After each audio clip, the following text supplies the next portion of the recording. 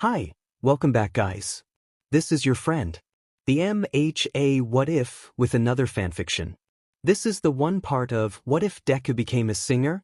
All credits for this video go to their respective authors, so please support the real author. Check out the link in the description for more details. Please give this video a like and subscribe to the channel if you want more videos like this. Now let's get into the fanfic. Guys, Denki came bursting into the homeroom class of Class 3A with a shout, slamming the door open and earning a reproachful glare from Ida. Katsuki rolled his eyes. It was too early for Denki's nonsense. Don't get him wrong, Katsuki loved his friends. It had taken a lot of time and patience on the part of said friends to get Katsuki to admit that to himself, let alone them, but it was true. Over the past 2 years at UA, he'd gone through a lot. He'd faced down real villains head-on, he'd gotten a little carried away in the Sports Fest finale his first year, and he'd been kidnapped by villains who had become convinced that Katsuki fucking Bakugo would ever want to join them. All these things had forced him to take a hard look at himself and examine some of his own flaws. Honestly, half the battle had just been getting him to admit to himself that he had flaws. His therapist was a champ just for putting up with him. But his friends had been there for him the whole way, supporting him at every step. Katsuki had spent many nights in Ijuru's room venting out his own thoughts, fears, frustrations, and regrets. In fact, all of his squad, not something Katsuki had ever asked them to call themselves, that had been their own stupid decision, knew a lot about him. But no one knew better than Ijuru the fucked up kid that Katsuki had once been. Well, no one but Deku maybe, but Katsuki hadn't seen or spoken to Deku since they'd gone to different schools after middle school. Wait, how did Katsuki get off on this mental tangent? Sorry Ida. I promise I'll respect our school property in the future. Denki recited almost mechanically, but it seemed enough to placate the class president. Alright, Katsuki was thinking that he loved his friends, but that didn't mean he always had the patience to deal with them, and right now he definitely was too tired to deal with whatever bullshit Denki had dragged in with him this morning. Guys, you've got to see this video. This kid is amazing. Denki shouted towards the assembling Baku squad, minus the Baku, who was slumped in his desk and glaring out the window. What is it, Denks? Mina questioned as she sidled up next to him to look at his phone, which he'd propped up at the edge of his desk so that people could gather around him to watch. It's this kid, he looks maybe our age? But he wears a mask so I don't know. But his voice. It's amazing. He's the greatest singer I've probably ever heard. Denki explained with so much enthusiasm, Katsuki was briefly worried the idiot might accidentally activate his quirk and zap the whole class. Katsuki, you gotta come see this. He's so good. Denki urged. Fuck off, Pikachu. I don't give a fuck about some nerd's singing voice. Katsuki grumbled, but without any venom behind it. Whatever, just at least listen then. Denki shouted as he hit play. Several of their classmates even outside the squad had gathered around to watch, drawn in by the electric blonde's enthusiasm. Despite his grumpiness, Katsuki did listen in on whatever the video was. At first, he didn't hear much of anything, besides a few mutters from classmates commenting on whatever mask the kid in the video was wearing. He thought he heard someone mutter rabbit ears. He heard the sounds of shuffling and scratching, like someone was adjusting a live mic, which was probably exactly what was happening. Then there was a soft clearing of the throat, a few bars of a piano intro, and suddenly Katsuki was listening to the most beautiful voice he'd heard in his entire life. Have you ever felt like nobody was there? Have you ever felt forgotten in the middle of nowhere? Have you ever felt like you could disappear? Like you could fall and no one would hear? Well, let that lonely feeling wash away. Maybe there's a reason to believe you'll be okay. 'Cause when you don't feel strong enough to stand, you can reach out your hand, and oh, someone will come running. And I know, they'll take you home, even when the dark comes crashing through. When you need a friend to carry you. And when you're broken on the ground, you will be found. So let the sun come streaming in. 'Cause you'll reach up and you'll rise again. Lift your head and look around. You will be found. You will be found. You will be found. You will be found. You will be found. As the song and the video ended, the classroom was filled with a stunned silence. It took several moments for Katsuki to realize a tear had run down his cheek as he listened. He surreptitiously wiped the tear away as he heard several sniffs and shuffles among the gathered students, realizing that several other classmates had had a similar reaction. Wow, he's amazing! Uraraka was the first to break the silence, sniffing slightly as she wiped her eyes clear with her sleeve. But why does he call himself that? It's like he doesn't even know how good he is. What do you mean? What's his name? Jair asked. She was sitting at her desk, but was unable to see the screen from where she was sitting, her view blocked by others gathered at Denki's desk. I don't know, but his username is Deku. Does he really think he's useless? Uraraka responded. Katsuki froze. No way. There was no way. It had to be a coincidence, right? Katsuki shook himself from his stupor and forced his way through the gathered students over to Denki's desk. Only one way to find out. Katsuki snatched up the phone, ignoring Denki's shouted protests, and stared at the screen. For the second time in a short period, Katsuki felt himself freeze, his eyes widening in surprise. The video had reverted to its thumbnail, which was a boy about their age, the singer, sitting in a chair in what looked like a bedroom. He had a cheap but decent quality USB mic set up in front of him, and he was wearing a baggy gray hoodie that covered his hair paired with a cheap plastic rabbit mask that covered the upper half of his face. But Katsuki knew. He recognized the freckles that peeked out from under the mask. He recognized the eyes of deep emerald green that were visible through the mask's eye holes. The All Might merch plastered all over the room behind him, and the Deku username were the final nails in the coffin. There was no one else this could be but the Deku he knew. But since when could the nerd sing like that? Come to think of it, Katsuki didn't think he'd ever heard Deku sing at all, even when they were kids. He quickly recovered his composure and dropped the phone on the desk, returning back to his own seat. What the hell was that, Blasty? Mina chided. Nothing. Just wanted to see what kind of nerd would use the name Deku. Katsuki covered. It wasn't exactly a lie, but he definitely didn't want to let them know that he knew Deku. Especially not with the history between them. Only Aijuru knew anything about it, and even then only in vague and abstract terms. Mina and several others gave him a look that said they didn't totally buy it, but they let it drop. Maybe he doesn't use it to mean useless? Uraraka suddenly offered, shifting the conversation away from Katsuki's weird moment. I mean, it kinda sounds like you can do it, right? Maybe it's like a motivational thing. Katsuki quietly scoffed, but kept his mouth shut. That definitely hadn't been his intention when he'd assigned the name to the nerd, to Izuku. But it didn't matter. Who knows? Maybe Deku really was using it like Uraraka suggested. What was that turn of phrase? Something about turning bullshit into fertilizer? He'd certainly provided enough bullshit to last Deku a lifetime. Katsuki could only hope that wherever the nerd was, he wasn't around people like Katsuki anymore. The rest of the school day passed by in a blur. Katsuki took what notes he could, but he found it hard to focus. All he could think about was Deku. With just a few minutes of song, the nerd had managed to worm his way into Katsuki's brain and he couldn't get him out. That video was the first time he'd seen Deku since their last day of middle school. He hadn't even bothered to say anything to him on the occasion, because he had still been an asshole back then. Congratulations on UA, Kaken. I know you'll do great, Deku had timidly said as they were packing to leave. Katsuki hadn't said anything. He just made a teasish sound, then sneered and walked off to go to the arcade with his friends, who he hadn't spoken a single word to since starting UA. That video wasn't, however, the last time he'd tried to see Deku since then. In the middle of their second year, Katsuki had finally been through enough therapy and spent enough time with his friends, his actual friends, not those extras from middle school, that he'd realized that, more than anything, he owed Deku an apology. He hadn't expected to be forgiven, really. He certainly wouldn't have forgiven himself. Not for all the shit he'd put Deku through, but that didn't matter. Deku, Izuku was owed an apology. But he hadn't been able to give it. He went to where he remembered that Deku and his mom lived, only to find an empty apartment, the nameplate removed from the door. He found out from his own mom later that the Midoriyas had moved away to be closer to Deku's school, but she didn't know where that was.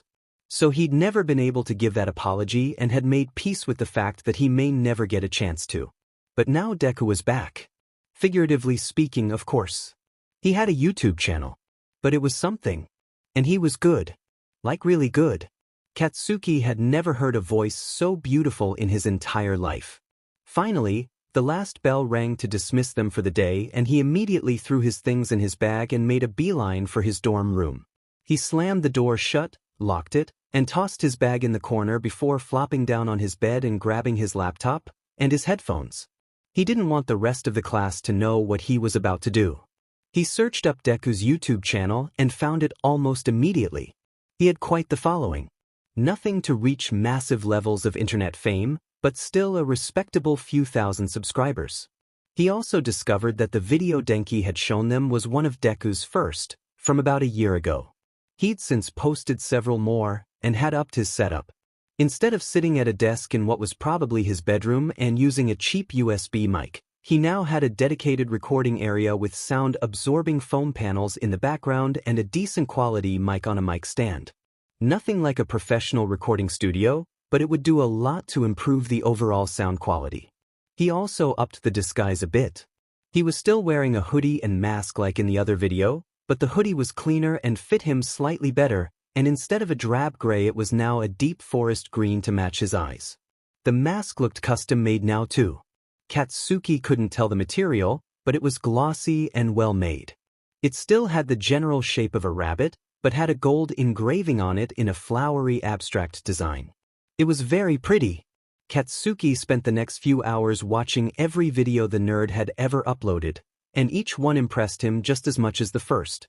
And the nerd had a wide variety.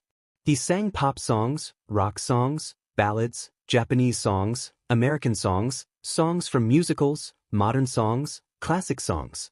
He was all over the map with his musical genres, and every single one of them sounded amazing. By the end of the night, Katsuki had watched every video at least twice. In most of the early videos, Deku didn't say anything, just started the video, sang his song, and then ended the video. But in some of the more recent ones he started giving an outro to each video, explaining why he chose to sing a particular song. Usually, it was just something that suited his mood for the day, or something that he felt had particular meaning to him. It was jarring when he heard Deku speak for the first time in one of the videos. He hadn't heard the nerd's speaking voice in several years, and he'd almost forgotten it. Listening to it now, he could easily detect the almost song-like quality to Deku's voice. He had no idea how he hadn't heard it before. How he hadn't realized that Deku would be an amazing singer. It seemed so obvious now, just listening to him speak. Katsuki had his cursor halfway to the subscribe button when he paused. His YouTube account was under his hero name, Ground Zero, and the picture was himself in hero costume. There was very little chance that Deku would ever see him among his several thousand subscribers, but he still didn't want to take the risk. So he quickly made up a dummy YouTube account and debated for a bit before naming it KM0715, the initials of his first choice of hero name and the date of Deku's birthday, and he set the profile picture to be a photo he'd taken during class once of All Might in his Silver Age outfit. He figured Deku would appreciate that if he ever happened to see the profile. He hit subscribe and set it up to alert his phone whenever Deku uploaded a new video. Realizing that he hadn't done any of his homework, he silently cursed himself and resolved to do it in the morning, before rolling over and going to sleep, Deku's singing playing on loop in his head as he gently drifted off. Izuku Midoriya was pretty sure he'd never felt more nervous in his entire life. Today was his first day at Shiketsu High School. His dream growing up had always been to join the hero course at UA High School, but after everything that happened with the sludge villain and what All Might told him on that rooftop months ago, well, let's just say he'd let that dream rest for the first time since he'd learned what a hero was. Speaking of the sludge villain, Izuku had heard later that day about how it had gotten hold of Kaken too. Izuku felt terrible, seeing as it was likely his fault that the villain had gotten away from All Might in the first place. He was just glad that All Might had been there to step in at the last minute to save Kaken. He hadn't been able to bring himself to say anything to the explosive blonde after that, but he'd wished he could have apologized or something without having his face exploded. As it was, he didn't say anything at all to Kaken until their final day of middle school. He'd heard, of course, that Kaken had gotten into UA's hero course. Of course he had. It was Kaken. There was no greater potential hero than Kaken, so it was no surprise at all that the country's greatest hero school would accept him. Izuku had offered Kaken his congratulations, hoping in some small corner of his mind that they could have one last friendly conversation before parting ways, most likely forever. Something akin to how they'd been as children. But alas, Kaken had merely scoffed at him and walked away without saying anything. Izuku hadn't really been surprised, though maybe he was just a little sad. But he had to move forward. After the conversation with All Might, Izuku had made the decision not to even apply at UA. He wasn't going to be a hero, it was something he'd come to terms with. There were many nights of crying himself to sleep involved, but he was at peace with it, mostly. He'd considered going for UA's general education course still. After all, he was an exceptional student and would likely do very well on their entrance exams, but he somehow knew that if Kaken found out that Izuku had followed him to UA, it would just ignite fresh rounds of bullying from the blonde. And so Izuku had decided to look elsewhere. Ultimately, after much research and discussion with his mom, he decided to apply for the general education course at the school known as the UA of the West, Shiketsu High. As he'd predicted would happen with UA, Izuku aced the entrance exam, achieving the highest score among all the applicants.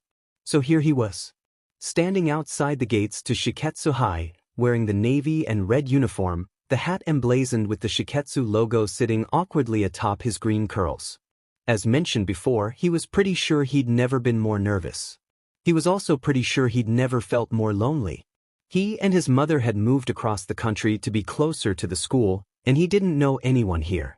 He hadn't exactly had a lot of friends back in his hometown either, but there was something about at least knowing the people around you that was comforting in a weird way, even if they were indifferent to you at best and bullied you at worst. And in some strange way, knowing that Kaken was always around, even if he didn't want anything to do with Izuku, always made him feel better. The blonde had once been his best friend and Izuku had always looked up to him. He never stopped either, not even when their relationship turned sour after Izuku was diagnosed as quirkless. But now he was alone. No friends. No family besides his mom. No Kaken. Taking a deep breath and shutting his eyes for a moment, Izuku steeled himself. Come on, Izuku.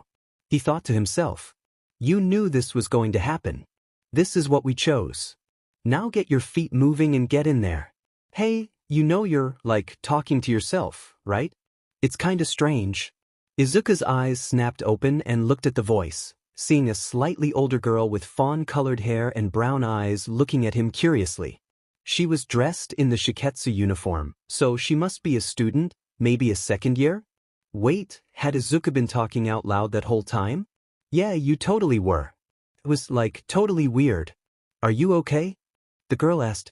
Izuku immediately began flailing his arms in front of himself, causing the girl to lean back in surprise as Izuku stammered out in apology. Oh, I'm sorry. It's just a bad habit of mine. I tend to ramble to myself without realizing. Everything's okay, though, promise. She seemed to consider him for a moment, placing a single finger to her chin and tilting her head slightly, before snapping back to her bubbly disposition. Okay, if you say so. And as far as what little I heard you say, don't be nervous. I mean, you got into Shiketsu, right? So just do your best, okay? And with that she turned and skipped away towards the school, leaving Izuku dumbfounded. Holy woe. Izuku thought, this time making sure he wasn't speaking out loud. I talked to a girl. Suddenly the 5-minute warning bell sounded, shaking him from his thoughts and causing him to rush in towards the school. The first part of the school day had gone by without much fanfare. He found his classroom, met his homeroom teacher and a few of his classmates, and went to the first day orientation assembly. Of course, when he said he met some of his classmates, what he really meant was he overheard them meeting each other and learned a few of their names and quirks. Izuku himself hadn't worked up the courage to talk to anyone and no one else had bothered to reach out to the quiet, awkward kid mumbling to himself at his desk.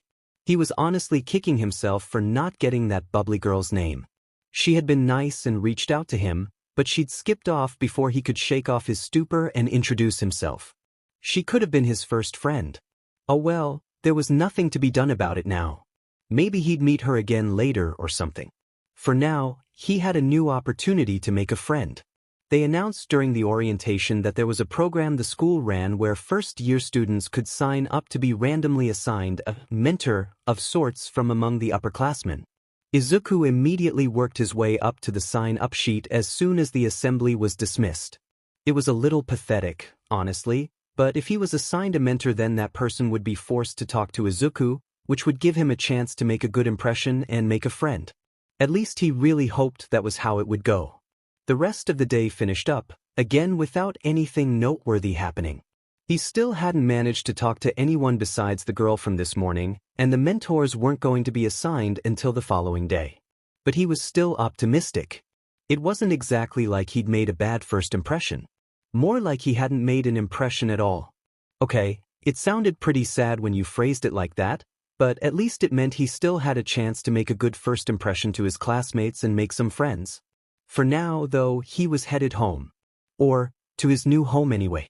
His mom had been incredibly accommodating when he'd been accepted into Shiketsu. She'd immediately set about transferring her job to a new location closer to the school, and they'd gone apartment hunting on the weekends before finding a nice, modest place that was a short train ride from the school gates. And it was to this apartment that Izuku returned that afternoon to the most delightful smell he could imagine. "Mom, I'm home," Izuku shouted. "Izuku, honey," his mother replied, stepping out of the kitchen. "Welcome home. My baby's first day at Shiketsu. I'm so proud of you. Did you have a good first day?" "Yeah, it was great." Izuku stretched the truth slightly. It certainly wasn't a bad first day, but it definitely could have gone better. The teachers are really nice, and my classmates seem really cool. His mother gave him a knowing look. "Did you talk to any of them, though?" Izuku rubbed the back of his neck awkwardly, knocking his cap askew. "No, not exactly. There was one girl at the start of the day, though. We talked a little. I forgot to get her name or introduce myself, though." She gave him a soft look and removed his hat so she could rub his hair fondly. "Oh, sweetie. That's okay. You'll do better tomorrow. I'm still so proud of you. Now, come on. I made you katsudon for dinner to celebrate your first day." "Thanks, Mom." Izuku really was amazingly lucky to have his mother. And she was right. He would do better tomorrow. He just had to have confidence, right? Later that night, as he lay in bed trying to sleep, his mind wandered to Kaken. He wondered how the blonde's first day of school in a hero course had gone. Kaken was nothing if not confident, so Izuku was sure he'd been amazing, just like he always had been. He fell asleep a little while later, his mind focused on trying to be just a little more like Kaken tomorrow.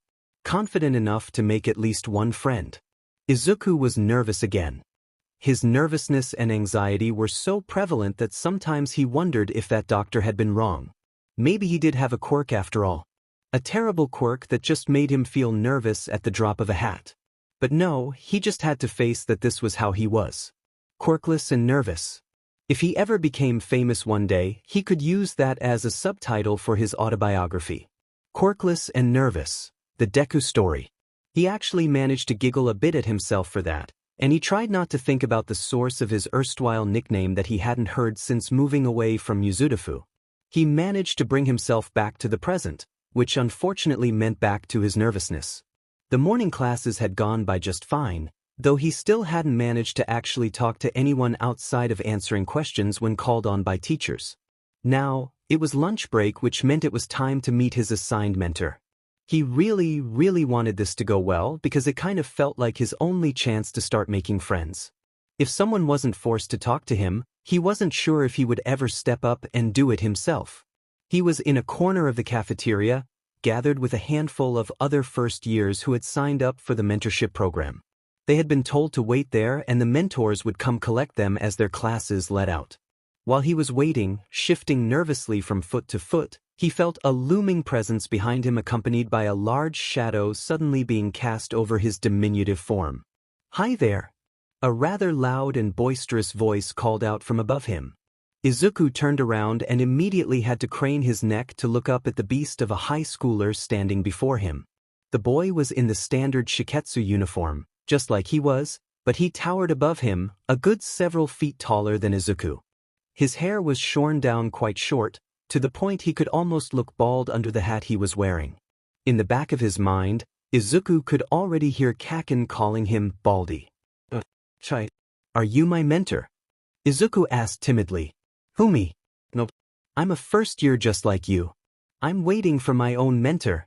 I just wanted to introduce myself to everyone and we haven't met yet. I'm Yurashi. The large boy, Yurashi, apparently, stuck his massive hand out to shake. Izuku reached out and gripped the hand as best he could, despite it dwarfing his own by comparison. And nice to meet you. My name's Midoriya. It's great to meet you, Midoriya. Yurashi gave his hand a good friendly squeeze and then released it. Izuku tried not to show how much that squeeze had actually hurt due to Izuku's lack of endurance. So what course are you in? I haven't seen you in any of my classes. Oh, I'm in the general education course. What about you? Izuku replied. He was actually finding it surprisingly easy to talk to Yurashi as the conversation progressed. He was so used to people cutting him off or yelling at him or exploding him, but Yurashi was just politely and intensely listening before responding. Oh, general education. I heard the entrance exam for that can be really difficult, so you must be crazy smart. I'm in the hero course myself.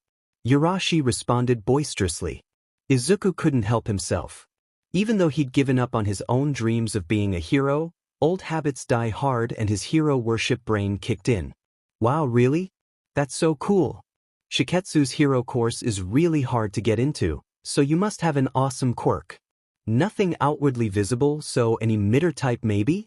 I could guess some kind of strength enhancer based on your size, but something tells me that's not quite right dash. Whoa.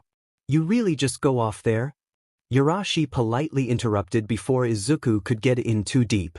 And I can definitely see how you got into Gen Ed. You really are smart. I do have an emitter type quirk, but you're right, it isn't a strength quirk. My quirk is called Whirlwind. Yurashi did a sweep of his hand and suddenly the air currents around Izuku started to kick up and he felt his entire body lift about a foot of the ground before being gently let back down. Wow. That's so cool. Izuku whipped one of his notebooks from his bag, they no longer said for the future on them anymore, and began jotting down notes. How precisely can you control things? Is there a range limit? What about a weight limit for things you can move? Can you shape the wind into specific forms dash? Izuku stopped himself this time when he looked up and saw the shocked look on Yurashi's face. Oh sorry. I just really like studying quirks. I get a little carried away sometimes. He rubbed the back of his neck awkwardly, again knocking his hat askew. Yurashi, to his credit, recovered quickly. No, not at all. I was just surprised. I didn't even tell you the details of how my quirk worked and you immediately figured out the most pertinent details and started asking questions that it took me years to think to ask myself. It's impressive, Midoriya. Izuku was shocked. No one had ever complimented his analytical skills. At best, they'd ignore him, but usually they'd call him weird or creepy or yell at him to shut up. Thank you, was all he could manage to get out. Of course. Yurashi said brightly. So what about you? What's your quirk? Of course. Izuku always forgot that this question always came whenever he geeked out about other people's quirks. Well, he'd almost made a friend. Time to rip off the band-aid and get either pity or derision. That was all he ever got when he told people. I'm quirkless actually. Izuku looked down towards the floor as he answered softly, mentally bracing himself for whatever response was coming.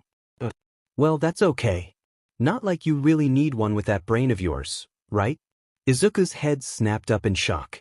He'd received all kinds of responses when he told people he was quirkless, but never this. Never a casual dismissal of the necessity of having a quirk at all paired with a compliment of Izuku's other qualities. Why you don't pity me? Or get disgusted by me? Izuku asked, barely managing not to cry. What? No, never. Yurashi looked horrified at the suggestion. Why would I do any of that? I can already tell you're way smarter than me, and I can tell you're an honest person, Midoriya. Why should I care that you don't have a quirk? Izuku couldn't help it. Tears started to fall down his cheeks. He tried to rub them away quickly, but Yurashi had definitely seen them. Oh God, I'm so sorry. Please don't cry. Yurashi shouted as he bowed so deeply and with such force that he slammed his head into the tile floor. Izuku was surprised the floor hadn't cracked. He was a little worried Yarashi's skull might have cracked instead. Izuku quickly sniffed and collected himself, wiping the last tears away. No, it's okay. You didn't make me cry. It's just no one has ever been that nice about my being quirkless. Please, it's okay. Are you alright though? You hit the ground pretty hard. To his relief, Yarashi straightened himself back up and seemed to be uninjured. Well, I'm glad I didn't upset you. Inesa Yarashi? A voice called out from the side. Both boys turned to look, and Izuku was shocked to see someone who was covered from head to toe in hair, all of which seemed to be coming off of his head. It must be his quirk. Here I am. Yarashi called. Ah, perfect. I'm Nagamasa, I'll be your mentor. Let's go. Nagamasa replied. Right away, sir. Yarashi replied with soldier-like intensity, before turning to give Izuku a quick acknowledgement. It was nice to meet you, Midoriya. I'll see you around. And with that he was gone and Izuku was by himself again. Looking around, he found that at this point almost every one of the other first years had been collected by their assigned mentor. Izuku was starting to panic a little. Did he get bad luck and just didn't get a mentor and they hadn't bothered to tell him? Had his mentor shown up, looked at him and decided he wasn't worth their time? Oh, so are you Midoriya, then? A slightly familiar and bubbly voice sounded behind him. Izuku spun around quickly and came face to face with the same girl from yesterday who had talked to him at the entrance gates. Why yeah, that's me. Izuku Midoriya. Izuku stammered as he stiffly held his hand out to shake. Cool. She gave his hand a sideways high five rather than shake it. I'm like your mentor, I guess. Camy Utsushimi. Izuku stared at his hand in confusion for a moment before refocusing. Awesome. It's nice to meet you, Utsushimi-senpai. Boo gross. She gave a disgusted face for a moment. You don't have to call me that. Just call me Camy, it's what I prefer. Oh. A girl was telling him to call her by her first name? WL, then you can call me Izuku. It's only fair, right? Yeah, sure. Camy replied casually as she turned and started walking towards a lunch table, beckoning Izuku to follow. You're kind of a weird kid, Izuku. Izuku's head dropped a little. Yeah, I know dash. Nah, but it's cool though. Camy cut off his depressive spiral before it could go too far. I prefer being friends with weirdos, anyway. I'm pretty weird myself, if you hadn't noticed. Camy led them over to an empty lunch table and they both sat down, pulling out their respective bentos. They spent the rest of the lunch period just chatting and getting to know each other. They talked about the school and what kind of things Izuku should expect out of his first year. They talked about academics and their various strengths and weaknesses in it. They talked about Izuku's hometown and how he'd moved so far just to come here. He'd mentioned that he hadn't had very many friends back home, but he was really eager to try and make new friends here. Well shit fam. I'll be your friend, then. Gimme your phone and we'll totally swap numbers. Izuku learned she was in the hero course and he learned about her illusion-based quirk. She learned about his quirklessness and reacted rather similarly to Yarashi, minus the headbutting of the floor. Why would I care if you're quirkless? You're totally adorable and super smart. Honestly, from the sound of things, don't be surprised if I start bugging you to help me study. Camy said. That guy Yarashi said more or less the same thing. It's just so weird. I'm so used to people looking down on me or pitying me when they find out. Izuku sheepishly replied. Well, that's dumb. Anybody here gives you shit like that, just let me know. Your big sis Camy will beat the shit out of him. She made an overt flexing pose, despite not being all that muscular. Izuku smiled anyway. Thanks, Camy. When the bell rang to end lunch, Izuku waved goodbye to his mentor and new friend, and moved off towards his afternoon class happier than he'd been in a long time. That happiness didn't last long though. He was approaching his homeroom and was about to push the slightly ajar door all the way open, when he paused, hearing voices inside that caught his attention. What's up with that green-haired kid, anyway? Izuku recognized the voice as one of his classmates, but hadn't yet gotten the boy's name. He never speaks to anybody, just answers the teacher's questions like a robot. It's freaky. Yeah, and he knows every single one. I know this is a smart school and everything, but it's really like the kid has an encyclopedia in his head. Maybe it's his quirk or something? Another boy from his class, Takeo was his name, Izuku thought. No. I overheard him talking to another kid at lunch today. Get this, apparently he's quirkless. A third boy, this one Izuku knew was named Taro. He had a quirk that allowed him to control what he smelled like, to a limited extent. No way. The first boy spoke up. How the hell did a quirkless loser make it into one of the greatest hero schools in the country? I heard he scored the top score on the entrance exam. Takeo said. What? No way. You're making that up. The first boy again. Shiro told me. He said he heard one of the teachers talking about it. Said the Midoriya kid aced every section and beat the second highest score by 5 whole points. The first boy definitely didn't like that news. He must have fucking cheated. I mean, have you seen the kid? He's a loser. He just sits alone and mumbles to himself all the time. No way a spaz like that could ace the exam, not without some kind of intelligence quirk or without cheating. Izuku heard enough. He couldn't listen anymore. Without caring about his surroundings, he turned and bolted. He had no idea where he was going, taking turns and stares blindly. How could he have been so naive? Who cares if 2 people had been kind of nice to him? It didn't change the truth. He was a weird, quirkless loser. He was useless. He didn't belong here. He was a Deku, just like Kaken had always said. Eventually he came across an empty classroom, set up lecture hall style. His feet carried him up to the front before he dropped his bag and clutched at the sides of his head, his hat falling to the ground forgotten. He tried to take some deep breaths to calm down, but it wasn't really helping, so he did the one thing that he knew he could do whenever he was upset. He started to sing. Dancing bears. Painted wings. Things I almost remember. And a song someone sings. Once upon a December. Singing was his safe haven. It was a passion he'd discovered when he'd grown old enough to appreciate his mother's lullabies for what they were. Someone holds me safe and warm. Horses prance through a silver storm. Figures dancing gracefully across my memory.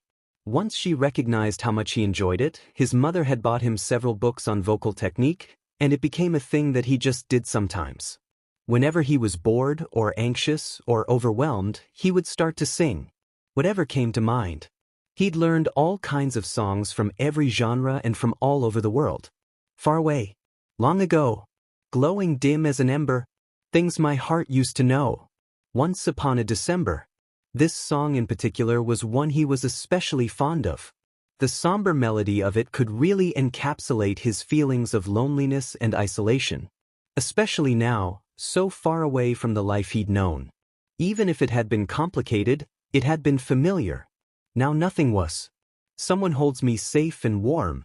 Horses prance through a silver storm. Figures dancing gracefully across my memory. As he moved into the song's final verse, he dropped all consideration for where he was and what he was doing. He simply poured every emotion he was feeling into every note. Let his fear and anxiety and isolation come flooding out of him through song. Far away. Long ago. Glowing dim as an ember. Things my heart used to know. Things it yearns to remember. And a song someone sings. He only realized that he'd shut his eyes at some point when he felt the single tear force itself from between his closed eyelids to slide down his cheek, just as he sang the final line. Once upon a DISCLAIMER. He let out a long, low, shaky breath as the song ended. Holy shit. Izuku's eyes snapped open towards the sound to see Camy standing there near the door to the classroom. Oh God. How long had she been standing there? See Camy? Izuku started, already planning his escape from the room. From the school. From the country even. Izuku, that was amazing. Like, why didn't you tell me you could sing like that? Izuku was flabbergasted. She liked it? It's just something I do sometimes when I'm feeling overwhelmed. I've never really sang for anyone before, except my mom. Well, frankly, my guy, that is a crime. You should definitely let more people hear this. You gotta let me upload this online, people will lose their shit, fam. Camy waved her phone in his general direction, and it was only then that he realized that she'd been holding it the whole time. Wait, you recorded me? Izuku shrieked. I couldn't help myself. Seriously, Izuku, your voice is fucking choice. I swear, if you upload this to YouTube it'll go viral like crazy. No. Izuku shouted. I mean no, please. I don't really feel comfortable putting myself out there like that. Besides, I'm glad you enjoyed it, but that doesn't mean anybody else will. Well, I think you're crazy, but fine. I'm keeping the video though, this shit is way too good to delete. Izuku hesitated for just a moment before acquiescing. Yo, that's fine. She smiled and pocketed her phone. Hey, are you alright though? You said you sing like that when you're overwhelmed, but you seemed cool when we left lunch just a minute ago. Something happened? Izuku's default smile faltered a bit as he remembered what had caused his breakdown. Oh yeah. No, I'm fine. Just overheard some of my classmates and it got me a little upset. Sorry. Don't apologize, that's stupid. You can get upset if you need, that's like totally cool. Camy said with uncharacteristic empathy. She rested a hand on his shoulder in comfort and paused for a moment before speaking again. What did they say anyway? Oh, it was really nothing. Izuku waved his arms in front of himself. I was just overreacting. They were just talking about how it's kinda weird that I'm so quiet and mumble to myself all the time. Camy looked at him in a way that somehow showed support but also simultaneously told him she didn't buy his shit for a second. She knew there was more to it. It was honestly a little scary how she pulled it off. Okay, so maybe they also made some comments about me being quirkless and one of them accused me of cheating on the entrance exam since I got the highest score among all the applicants? Izuku quickly mumbled, but Camy seemed to catch all of it somehow. Oh, is that right? Camy asked with far too much casualness. Please, Camy. You don't have to do anything, it's fine. I'll just know to avoid those guys and then it won't be an issue. Calm down, Izuku, it's fine. I'm not gonna embarrass you. Now let's go, I'll walk with you to class, since I'm on an off period. She turned and started for the door and Izuku simply followed, gathering up his bag and hat along the way. They walked in companionable silence before reaching his classroom door.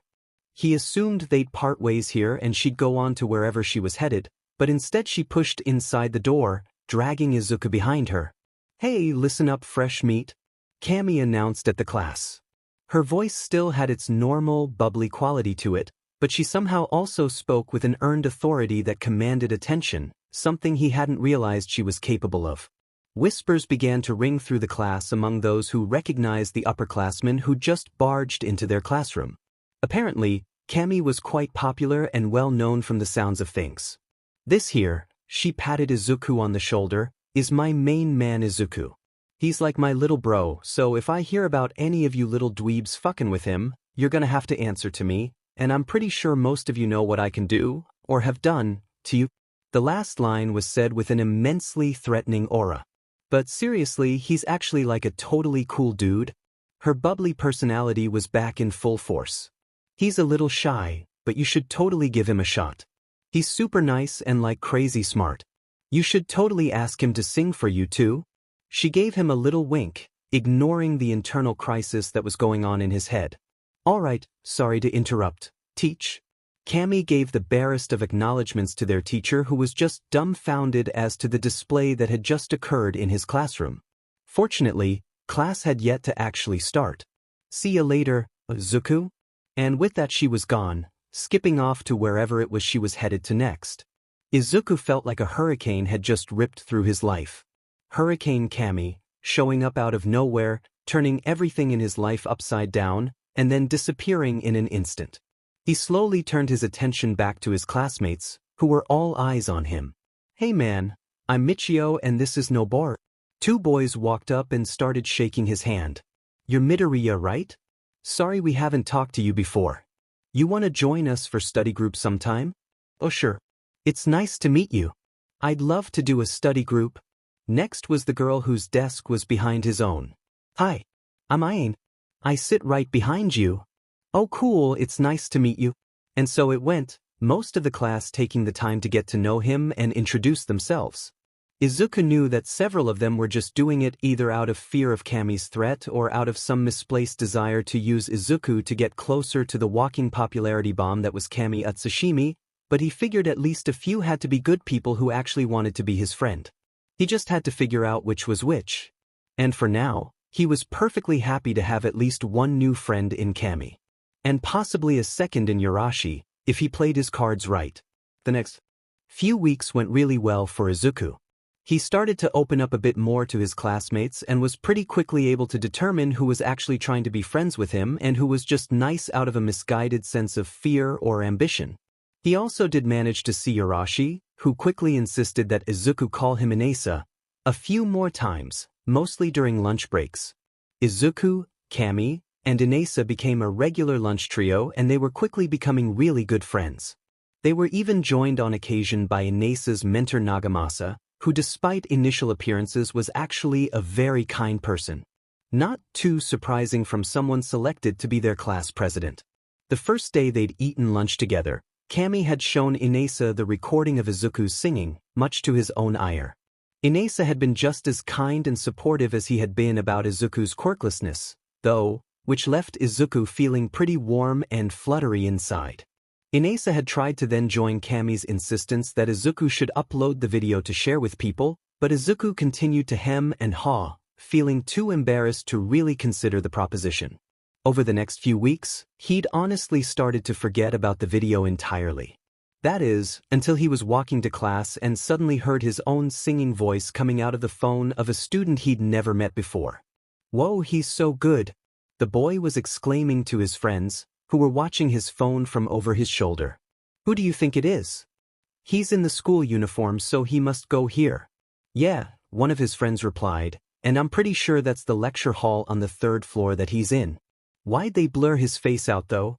Izuku quickly shook himself from his staring, before they caught him being creepy, or recognized him somehow. He hurried along, trying to process what just happened. They were clearly watching a video on the student's phone. The audio was the song he'd been singing a few weeks ago. They mentioned a shiketsu uniform and a lecture hall here in the school. It had to be Camy's video of him. But how were they watching it? He took only the tiniest modicum of comfort in the fact that they didn't seem to know who the singer was. One of them had mentioned face blurring? It didn't matter, right now he was confused and a little pissed and only had one goal. He whipped out his phone to send a text to their group chat. Izuku, 8:30 a.m. Camy, where are you? Camy, 8:31 a.m. Oh God. Please don't be too pissed. Izuku, 8:31 a.m. Camy, where? Inesa, 8:31 a.m. Whoa, Izuku just walked past me in the hall. I've never seen him so mad. Everything okay? Izuku, 8:32 a.m. Why the heck did I just see some kids in the hall watching what looked like your video of my song from a few weeks ago? Your very private video that I pretty clearly said I didn't want anyone to see. Inesa, 8:33 a.m. Oh shit. Camy, 8:33 a.m. Okay, yes, I put up the video even though you didn't really want to, but in my defense you were being dumb. The only reason you didn't want the video posted is because you were afraid people wouldn't like it, but that's just dumb. Your singing is baller, Izuku, and guess what? Everyone else agrees. This shit is amazing, and everybody in the comments is losing their minds for you. Izuku, 8:34 a.m. They are? Inesa, 8:34 a.m. Yeah, Izuku. I just pulled up the video. People in the comments love you, buddy. And the face blur is really well done, you really can't tell that it's you. Izuku, 8:35 a.m. Oh, thanks. Camy, 8:36 a.m. Of course, Zuku. I figured I'd have to physically beat you over the head with people's praise to get you to realize you're actually freaking amazing. You should really consider doing more of this. Make like a full channel. We could get you a mask or whatever so you can hide who you are, even if I think that's pretty dumb. Izuku, 8:37 a.m. I'll think about it. Inesa, 8:37 a.m. That's the spirit, Izuku. Camy, 8:37 a.m.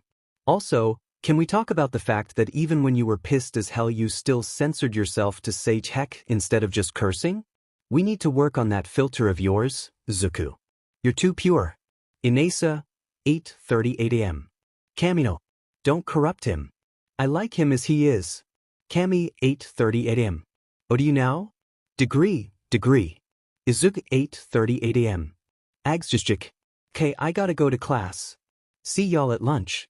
Izuku is offline. Izuku shoved his phone as deep into his pocket as he could, hurrying off towards his classroom, for once thankful he didn't share a homeroom class with either of his best friends. As he stepped into the classroom and sat at his desk, he really wasn't sure if the blush on his face was more because of the video of him singing that was plastered all over the internet or because Inesa had said he liked him. Surely it was the former, right? The next several months at Shiketsu went really well for Izuku. He grew closer with his new best friends, Camy and Inesa. He made decent relationships with the other kids in his class, some of them even becoming something like friends. He continued to make good grades and was sitting at the top of his class. It wasn't all perfect, of course. The boy he'd overheard accusing him of cheating on the entrance exam, Haru, still didn't like Izuku, and he was constantly bitter about Izuku showing him up in the rankings. Haru was never too mean, though, most likely due to Camy's not-so-veiled threat, and even at his meanest, he had nothing on Kaken. Speaking of Kaken, Izuku and his mother had continued their annual tradition of settling into the living room with drinks and snacks and watching the UA Sports Festival when it came around. This time was different though, because this time Izuku had a specific person to cheer for. He couldn't help himself. Even after everything he and the explosive blonde had been through, he still looked up to him.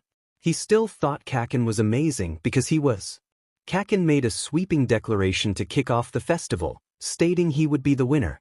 It clearly pissed off all of his competitors, but it left Izuku buzzing with anticipation.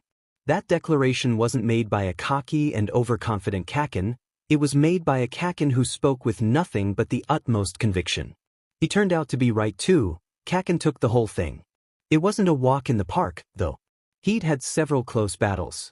Uraraka, the girl with the anti-gravity quirk, and Kirishima, the boy with the hardening quirk, both put up solid fights against Kaken, but his powerful quirk and lightning-fast reflexes were too much to overcome. The greatest battle had been against the son of the number 2 hero, Endeavor. Todoroki had swept through every opponent with ease up until Kaken. No one had given him a challenge at all. Izuku thought the purple-haired boy who had some kind of mind-controlling quirk might have been able to pull it off, but he clearly had some kind of activation condition that he couldn't get Todoroki to meet. Maybe it was vocal in some way? Todoroki never seemed to say anything to his opponents, so that would make sense. But Izuku hadn't worried. He knew Kaken would come out on top, just as he said he would.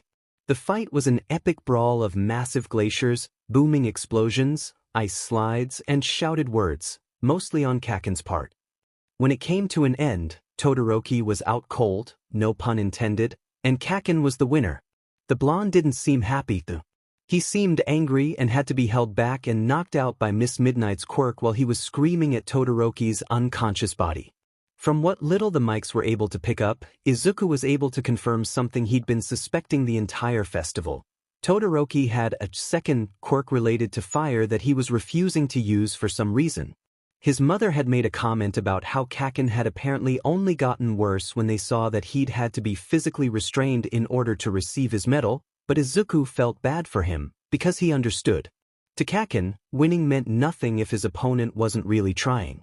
Because Todoroki had refused to use the other half of his quirk, the victory was hollow and Kaken didn't want to accept it.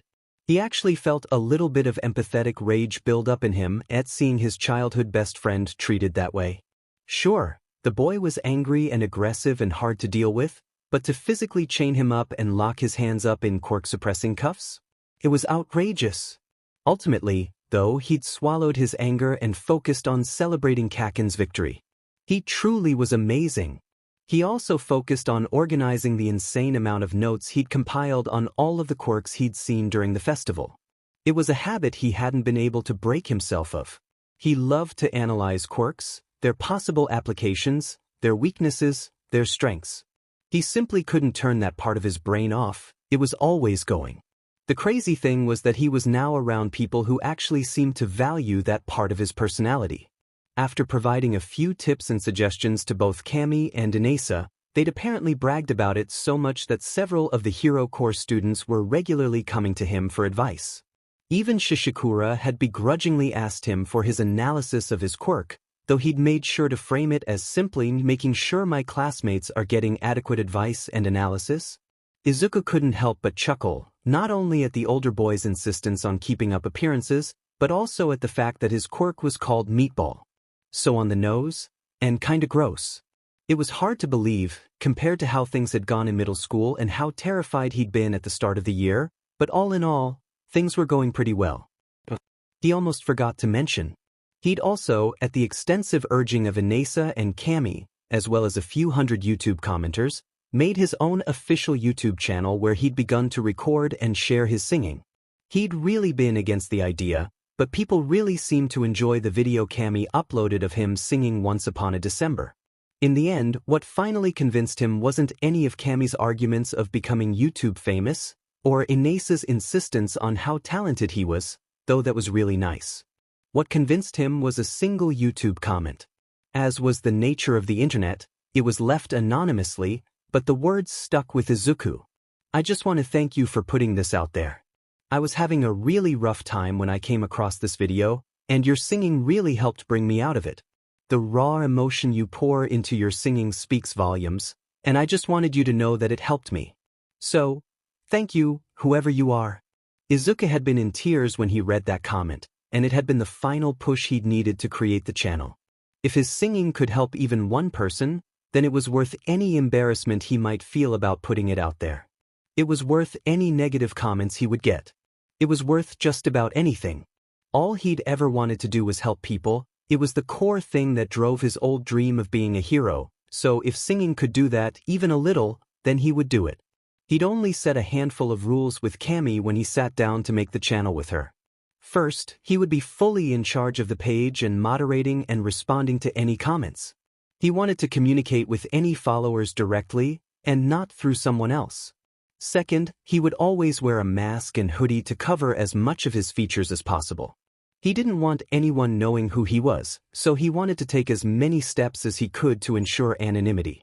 Finally, and this was the one that he'd had to put his foot down on when Camy objected, he didn't want to monetize the channel or any of the videos.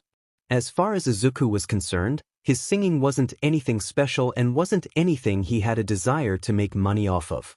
It was something he did for fun and for his own emotional release when needed, and now it was something he did to potentially help people. He didn't want to make them sit through ads just to hear him sing. The whole idea of it seemed preposterous.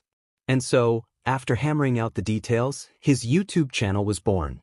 He debated with himself for a long time on what to call it, but ultimately he settled on the only name that made any sense to him, Deku. He knew it was strange to use that old nickname that had pretty much only ever been used to torment and taunt him, but there was a familiarity to it that he couldn't escape. Maybe it was just his last desperate attempt to cling to the life he'd left behind. Regardless, nothing else he could come up with felt right, so he decided to stick with Deku. Maybe he could turn it into something more positive, something he could remember years from now with a smile. And to his great surprise, the channel was doing really well. He was by no means internet famous, not that he really wanted to be, but he had a good number of subscribers and people who regularly commented nice things on his videos. There were, of course, some trolls and people who just wanted to be mean. This was the internet, after all, but Izuku mostly ignored those people. Sometimes it was hard though, because he'd wanted to be sure to interact with and reply to anyone who tried to engage with him. He'd had to quickly give up on that idea, though, partially because there was nothing you could say to people who just wanted to be mean and vile for no good reason, but also because of the sheer number of comments he got sometimes. If he wanted to spend the necessary amount of time studying and doing his homework and spending time with his new friends, then he simply didn't have time to reply to everyone. That said, he'd never been able to stop himself from reading every comment on his videos, even the mean ones. It didn't bother him most days, but occasionally a comment would say just the right thing to send him into a depressive spiral, but Camy and Inesa were always there for him, so it always turned out okay. Speaking of Inesa, Izuku had made a discovery about himself in the last few months. He was attracted to other guys. Not that this was a total surprise to him, really, he'd already suspected as much for a while given his admiration for Kaken for so many years, even despite the bullying. What was a surprise to him was that he most definitely had a crush on Inesa. How could he not? Inesa was so nice and enthusiastic and cheerful. He was the first person in Izuku's life to be unfalteringly supportive and kind to him, even after finding out he was quirkless. Even Izuku's own mother, despite her love for her son, had faltered when the quirkless diagnosis had come through, but Inesa had taken it in stride and dismissed it entirely. To him, it didn't matter at all. Inesa was an amazing guy and would become an amazing hero. Izuku just knew it. And damn if he wasn't attractive too.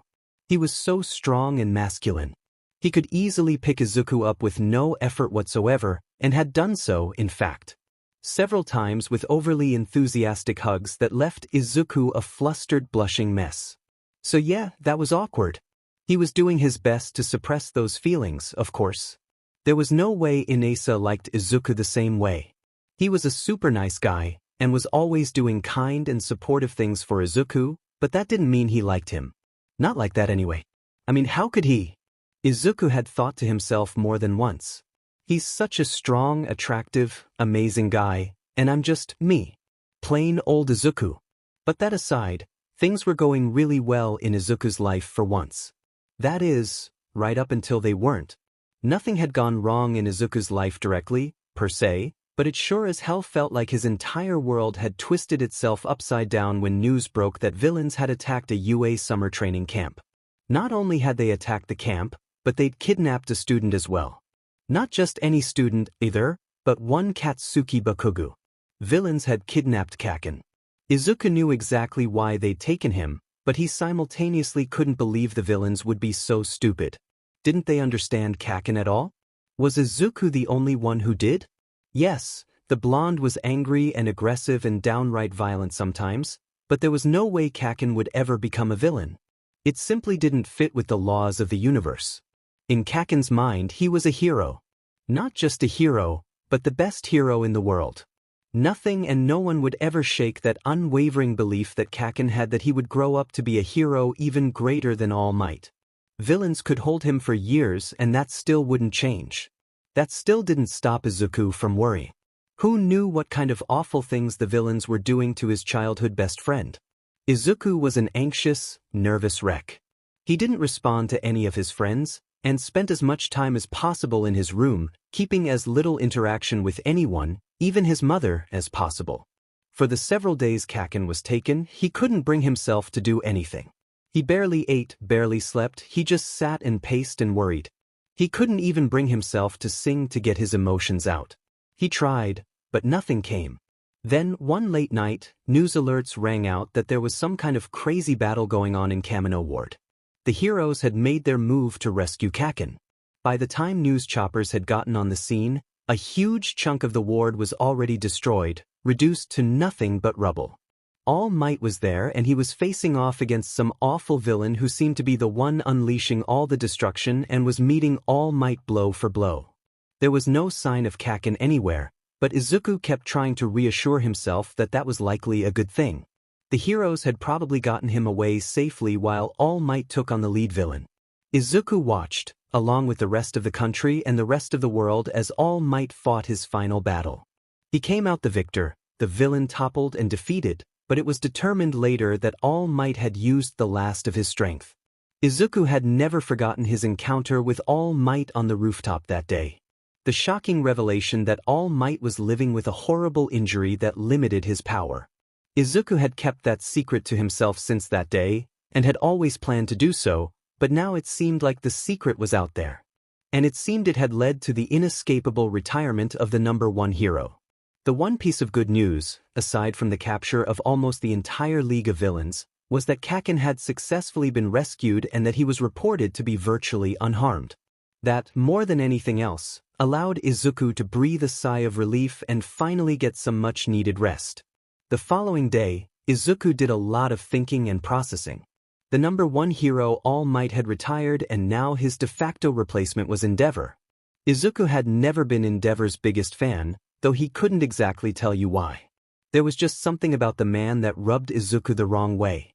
Something that didn't feel very heroic. It was looking like the beginning of a dark time in Japan. People all over the country were beginning to express doubts about the future of hero society in the country after watching so many of its greatest institutions fail so terribly. Izuku could certainly empathize with those concerns, but something inside still gave him hope. He couldn't really explain it, but despite the darkness hanging over this moment in time, there was still a ray of light shining in the distance. Something coming that would reaffirm the world's faith in heroes. Maybe it had something to do with All Might's final words to the camera after the battle.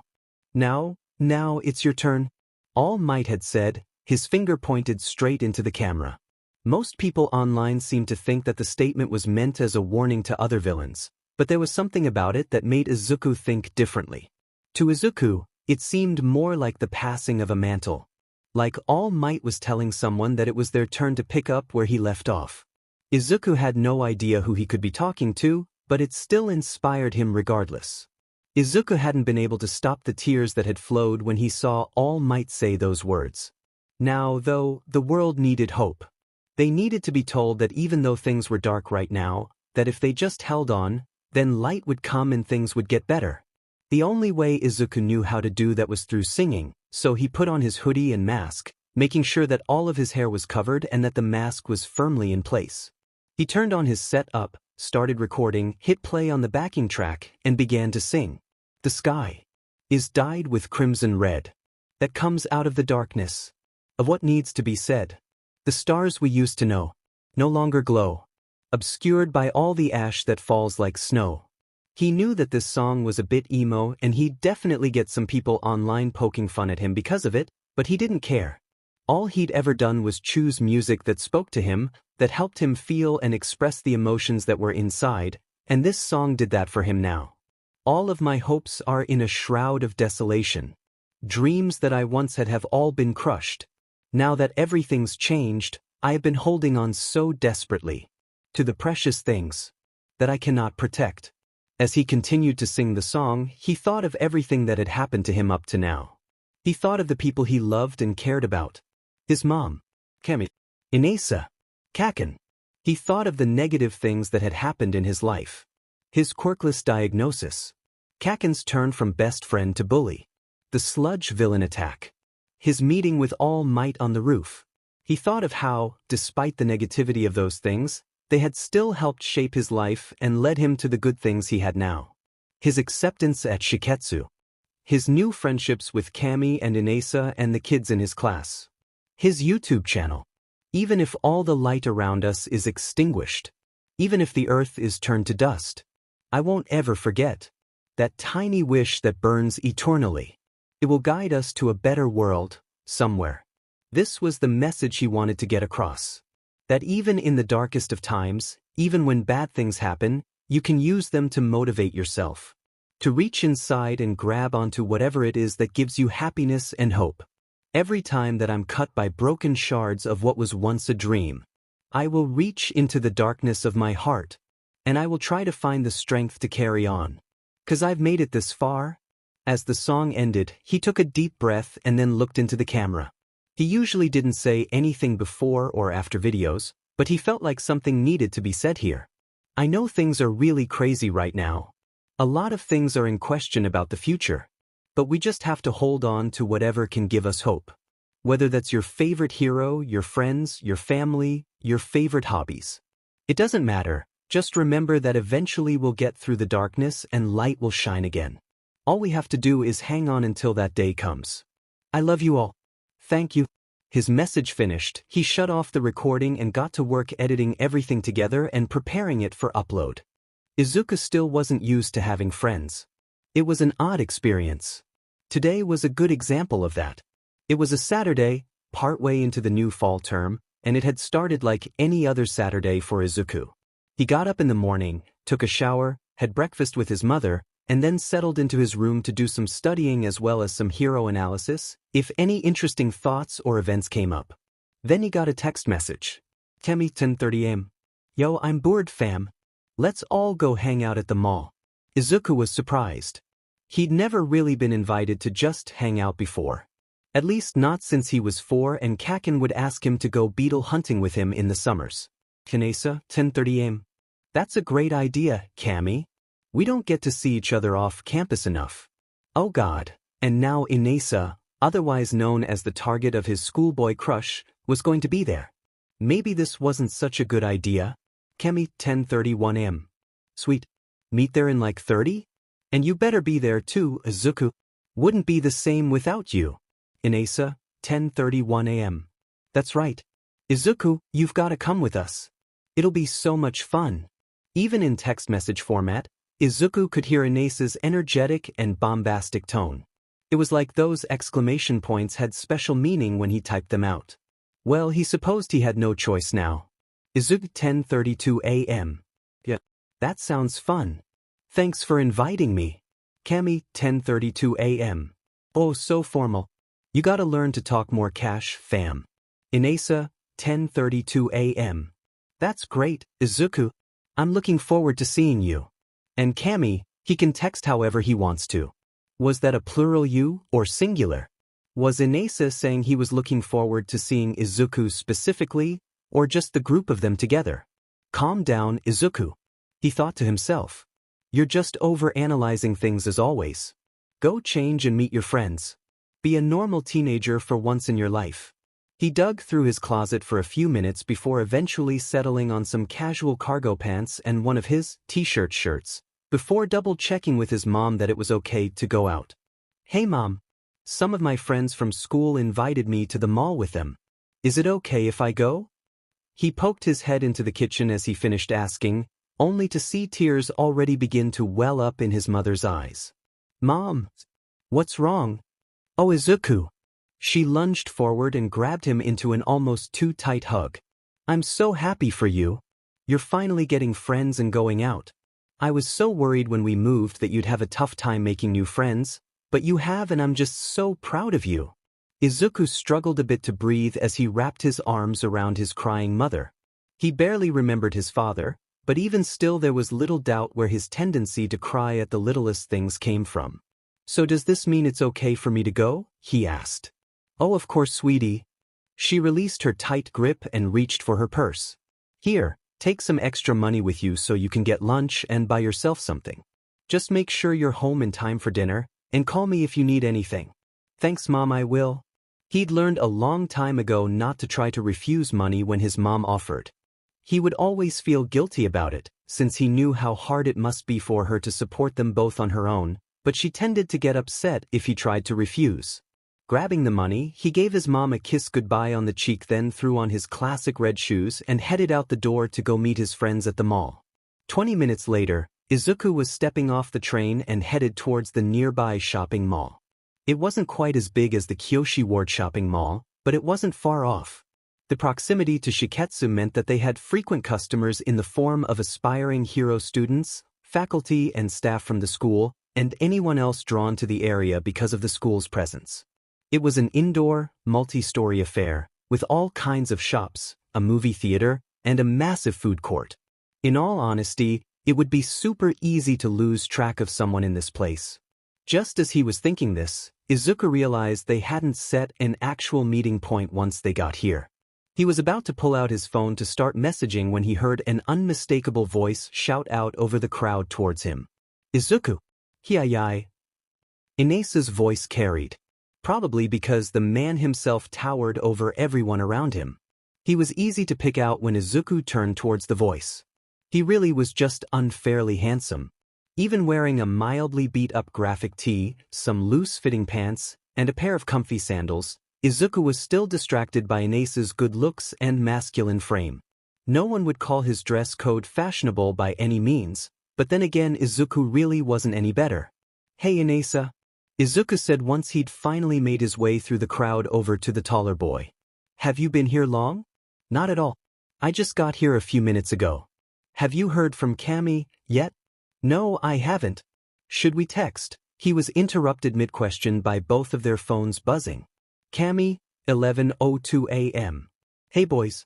Sorry, but something came up, so I'm not gonna be able to make it. You two make sure to have fun though. Oh god. Camy had bailed on them. Well, I guess it's just you and me then. Inasa said with enthusiasm. That meant he was spending the day at the mall, alone with his crush. This wasn't gonna be easy. The first several minutes were spent in soul-crushingly awkward silence as they wandered aimlessly through the mall, looking at all the different shops as they passed. It was an odd situation for Izuku, and probably Inasa too, though for different reasons. For Izuku, he was torn between the desire to spend all day with Inasa, getting to know him better, and the desire to run away screaming before he inevitably did or said something stupid and embarrassed himself forever. Plus, spending all day with Izuku probably wasn't in Inasa's top 10 favorite things to do with his weekend, so he felt bad for this situation being forced on him. Then the inevitable happened. They walked past a hero merch store. Oh my god! They have the new limited edition Bronze Age All Might TM figure. It's modeled after his fight against El Grande, a villain he fought when he was in America. Specifically, the fight was in Texas, and it was the first time he ever used his Texas Smash. Izuku pressed himself up against the glass to get a closer look at the display figure in the window. They got the detailing on the rips in his costume just right too. Because the fight took place right next to a local TV station, there's actually a ton of footage of it, more than most of his fights. The villain was really full of himself, hence his name, and thought he could take on All Might, but despite his strong quirk, All Might took him down. You see, the key was... Izuku cut himself off mid-ramble as he looked over and saw Inasa's jaw hanging open in surprise. Oh, sorry, I tend to get excited and carried away about hero stuff sometimes. I mean, I know you've seen me get distracted in my mumbling before, but you've never seen me go off into full fanboy mode like that because I do my best to keep it under control at school, but here I kind of let my guard down and I'm sure it's kind of weird and creepy to see me do this, so I'm really sorry. Izuku, Inasa cut him off himself this time, it's really okay. I was just surprised, that's all. You know so much about this stuff, and it's clear how happy it makes you. Should see the look on your face when you do that. He seemed to pause there for a while, as if having an internal debate about which word to use. Amazing! He finally settled on. Izuku blushed deeply, hoping the other boy wouldn't notice. Thanks, Inasa.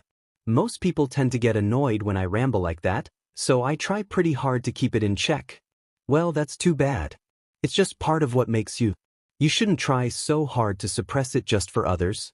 Izuku was left stunned for a moment. He still couldn't believe that he had a friend who was so caring and understanding.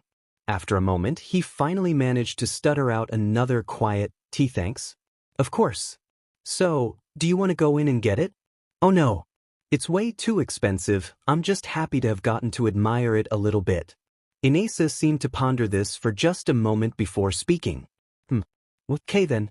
If you're sure. How about lunch? I don't know about you, but I'm starving. Izuku smiled as the taller boy's usual enthusiasm took over once more. Yeah, that sounds great. Let's go. They headed over to the food court and each found their preferred meals before taking a seat at a small empty table off to the side. Izuku got himself a bowl of katsudon that was good, but nowhere near as good as his mom's, and Inasa had a piping hot bowl of udon noodles. Wow, Zuku, your food looks so good. Thanks, Inasa. Katsudon's my favorite. And your noodles look delicious. Yeah, they're my favorite. Inasa took a long slurp of noodles and Izuku tried hard not to stare too long at the bobbing of Inasa's Adam's apple as he swallowed. So, tell me more about this All Might fight, you've got me interested. Oh really? Izuku lit up at the opportunity to gush about his favorite hero. Sure, I'd love to. They spent their lunch going back and forth, Izuku providing every detail about the fight that he could remember, which was pretty much all of them. Inasa would interject with enthusiastic comments and questions, and before they knew it, an entire hour had passed. Wow, Zuku, your enthusiasm for All Might is infectious. He's your favorite hero, right? Oh, definitely. I grew up wanting to be just like him. Despite his best efforts, Izuku let a little bit of sadness slip into his thoughts. I don't focus much on being a hero anymore, but I still want to help people. I haven't fully figured out how, yet, but I know that whatever I do, I still want to do everything I can to help people. That's amazing, Izuku. Inasa's voice sounded softer than usual. If Izuku didn't know any better, he'd almost say it sounded fond. They sat in a comfortable silence for a few moments before Inasa spoke again, back to his usual bombastic tone. So, do you like any other heroes? Izuku brightened immediately, happy to talk about his favorite hobby. Oh yeah, tons. Most of the top heroes I follow pretty closely.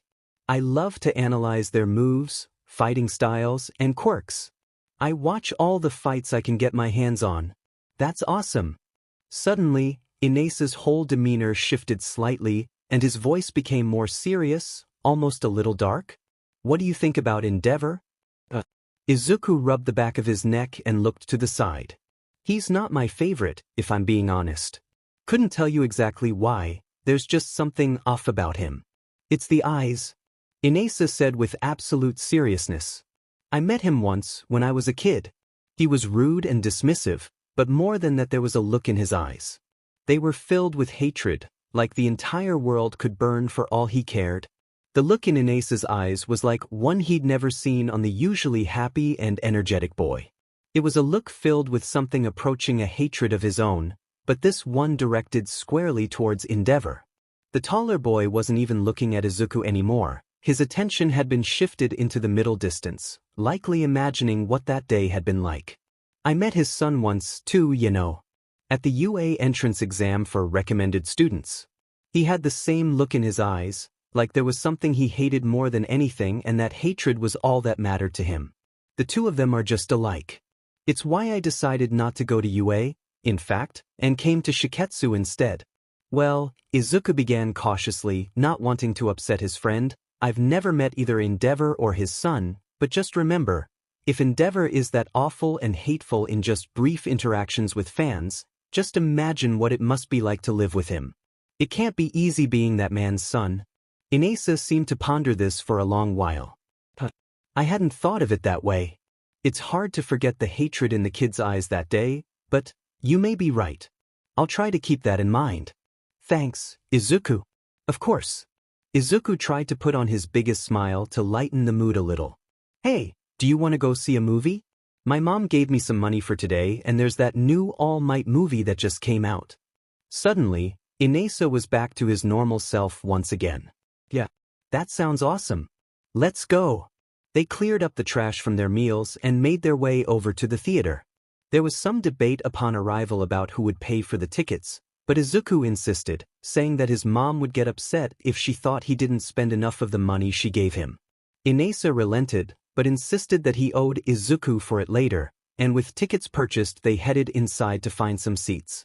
The theater was decently crowded, since it was a weekend only a few weeks after the initial release, but they managed to get decent seats in one of the back rows and settled in to watch the film. Izuku quite enjoyed it, but then again he knew he would. He liked all of All Might's movies. All Might himself wasn't actually in it, of course, but the actor that portrayed him had a passable shape-shifting quirk that made him look the part quite well, and he did a great job at capturing All Might's general mannerisms and demeanor. Overall, Izuku was having a great time and was getting fully absorbed into the plot, and then the romance plot appeared. Izuku had always disliked when they tried to cram romance plotlines into All Might movies. They never felt natural, and there was hardly ever any chemistry between All Might and whoever the love interest for that particular film was. In this case, though, Izuku had a new problem. Seeing all of the cute little flirty and romantic moments on screen while sitting right next to his crush in a dark movie theater was making his stomach do a full Cirque du Soleil routine. He kept glancing over to look at Inasa out of the corner of his eye, and he could almost swear that Inasa was doing the same. And they both seemed to be fidgeting awkwardly every time a romantic scene was playing on screen. What the heck was going on? Was this affecting Inasa the same way as Izuku? No way, that made no sense. Mercifully, the movie came to end, All Might saving the day and getting the girl as always, and they made their way back out into the mall. Do you want to get some coffee before we have to head back home? Inasa asked. Sure. That sounds nice. They made their way over to a small coffee shop near one of the main entrances. This time, Inasa refused to let Izuku pay for his coffee, so he didn't put up a fight on it. They got their drinks, coffee with cream and 2 sugars for Inasa and a super sweet caramel latte thing for Izuku, and took a seat by the window. I had a really great time today, Izuku, Inasa said after they'd both settled in and taken a few sips of their coffee. Me too. Izuku couldn't help the smile that crossed his face. Sorry about the movie though. Inasa looked confused. What do you mean? I thought it was great. Oh, it just seemed like some of the romance stuff made you uncomfortable? Oh, you noticed that? Inasa paused for a moment like he was having some internal debate with himself. Izuku waited patiently before Inasa spoke again. Actually, the truth is that it felt awkward to be watching that kind of stuff. Because of you? Me? Izuku was taken aback. Had Inasa figured out about his crush? Did it make him feel uncomfortable? Oh god, of course it did. Why wouldn't it? Yeah. You see, Zuku, the truth is, He took a deep breath and then looked Izuku straight in the eye and spoke with extreme intensity befitting his personality. I like you, Izuku. Izuku felt his mouth fall open and only barely managed to maintain his grip on his coffee. What? Why? You all like me? Damn it. Why the hell couldn't he keep his stutter under control right now? Of all the times. Oh yeah. You're an amazing guy, Zuku. You're kind and heartfelt and really smart. It's hard not to like you. Izuku could swear his face was redder than All Might's Silver Age costume. It took him more than a few moments to collect his thoughts enough to respond in a voice so quiet he would be surprised if Inasa heard him. I like you too. You do? Inasa asked with such surprise that Izuku snapped his head up to stare in disbelief at the taller boy. Of course I do. You're so strong and kind. And you were the first person to ever be nice to me and supportive of me even after finding out I was quirkless. Even my mom, as much as she loved me, didn't know how to support me after we found out. But you were amazing right off the bat. You have no idea how much it meant to me. Izuku wasn't surprised to feel a few tears welling up in his eyes, but he blinked them back before he could shed them. He didn't want Inasa to think he was sad, because that would be the exact opposite of the truth. Oh, Inasa said, well in that case, Izuku, will you go out with me? The held-back tears couldn't be restrained any longer, but he did his best not to let them get too out of control. Just, of course I will. Awesome. I'm so glad. Inasa beamed. It was a beautiful sight. Listen, as I'm sure you remember from orientation, the school has a pretty strict policy about students getting into romantic relationships with each other. Oh yeah. It's pretty much forbidden, right? Izuku asked, letting a little bit of worry creep into his mind about what this would mean. Yeah, but from what I've heard, it's not out of the question for students to do it anyway, they just have to be careful. So, we won't really be able to tell many people and we won't be able to act like it at school. I hope that's okay. Oh yeah, I totally get it. We don't want to get in trouble or anything, so we can just hang out on weekends like this, when our schedules allow it anyway. I know you're busy a lot with hero training. Right, of course. Inasa said, as if he'd only just remembered that himself. We'll still find time for each other though, promise? Izuku smiled. I'd like that. His phone chose that exact moment to start dinging at him. Oh shoot, that's my reminder alarm. I need to get the train back home soon if I want to make it back home for dinner. Oh, well let me walk you to the station then. Thank you, Inasa. I'd like that. After they cleaned up their dishes from their coffee, they started heading out the door. Oh, let me use the restroom real quick before we go. Don't want to get stuck on the train. Izuku giggled as he made his way towards the restroom. Of course. I actually had one quick thing I wanted to grab, so I'll meet you at the exit we met at earlier. Inasa replied. Sounds good. See you in a sec. Izuku quickly took care of his business and then started heading towards the entrance he'd first ran into Inasa at this morning. He arrived ahead of the taller boy and took a moment to think back on the day. Wow, Inasa is my boyfriend, Izuku thought. I can hardly believe it. If you told him this morning that the day would end with him dating his crush, he'd have nervously laughed his way into a breakdown, but here he was. It was actually happening. Hey, Izuku, there you are. Hard to find you sometimes in this crowd. Inasa called as he reached the smaller boy. Izuku turned to look at him and opened his mouth to speak, but he froze when he saw the bag in Inasa's hand. It had the logo of the hero merch store they'd seen earlier branded on the side. Inasa, tell me you didn't? Surprise. Inasa held the bag out to him with a smile. Izuku took the offered bag on autopilot and then stared down into it. Looking back up at him was the figure. The limited edition Bronze Age All Might TM figure he'd been admiring. The one he assumed he'd never be able to get. He couldn't hold back the tears at all this time. Inasa, Thank you so much. You really shouldn't have done that. I wanted to though. I know how much you were admiring it, and it's the least I can do for my boyfriend. Izuku practically melted hearing the word come out of Inasa's mouth. He wiped the tears from his eyes and gave his biggest smile up to Inasa. Thank you. It's really sweet of you. It'll get pride of place in my collection. Inasa smiled back down at him warmly. You're very welcome, Zuku. With that, they turned and started heading towards the train station. Halfway there, Inasa apparently grew bold and slipped his hand down into Izuku's. The size difference between the two of them and their hands was almost comical, but still it felt mostly comfortable. It was still a little awkward to be holding hands with someone who'd only ever been his friend up to that point, but he still made sure to enjoy it. They wouldn't get to do it very often, given the school policy. Upon arriving at the train station, they turned to face each other. My train'll be here in just a second, so I guess this is bye for now? Yeah, I guess it is. Inasa hesitated for just a moment before speaking again in a very fast and nervous tone, but still laced with that same classic Inasa energy. Izuku, I'd like to kiss you. Would that be okay? Izuku's eyes widened at the question and he felt his face get hot yet again. He couldn't make his mouth form words, so he simply nodded his head. Inasa slowly but surely leaned his head down, Izuku rising on his tiptoes to try and meet part way, and their lips met.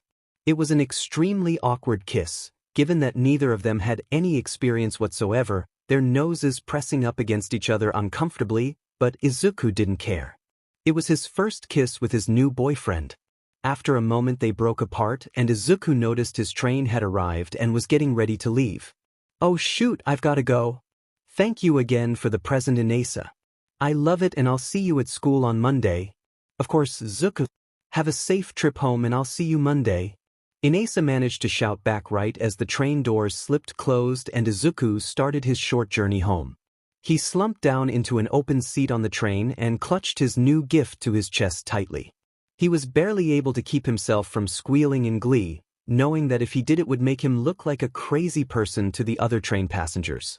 Partway home, a thought occurred to him that wouldn't leave his brain. It needed to confirm it, so he pulled out his phone and scrolled to his private chat thread with Camy. Izuku, 5:20 p.m.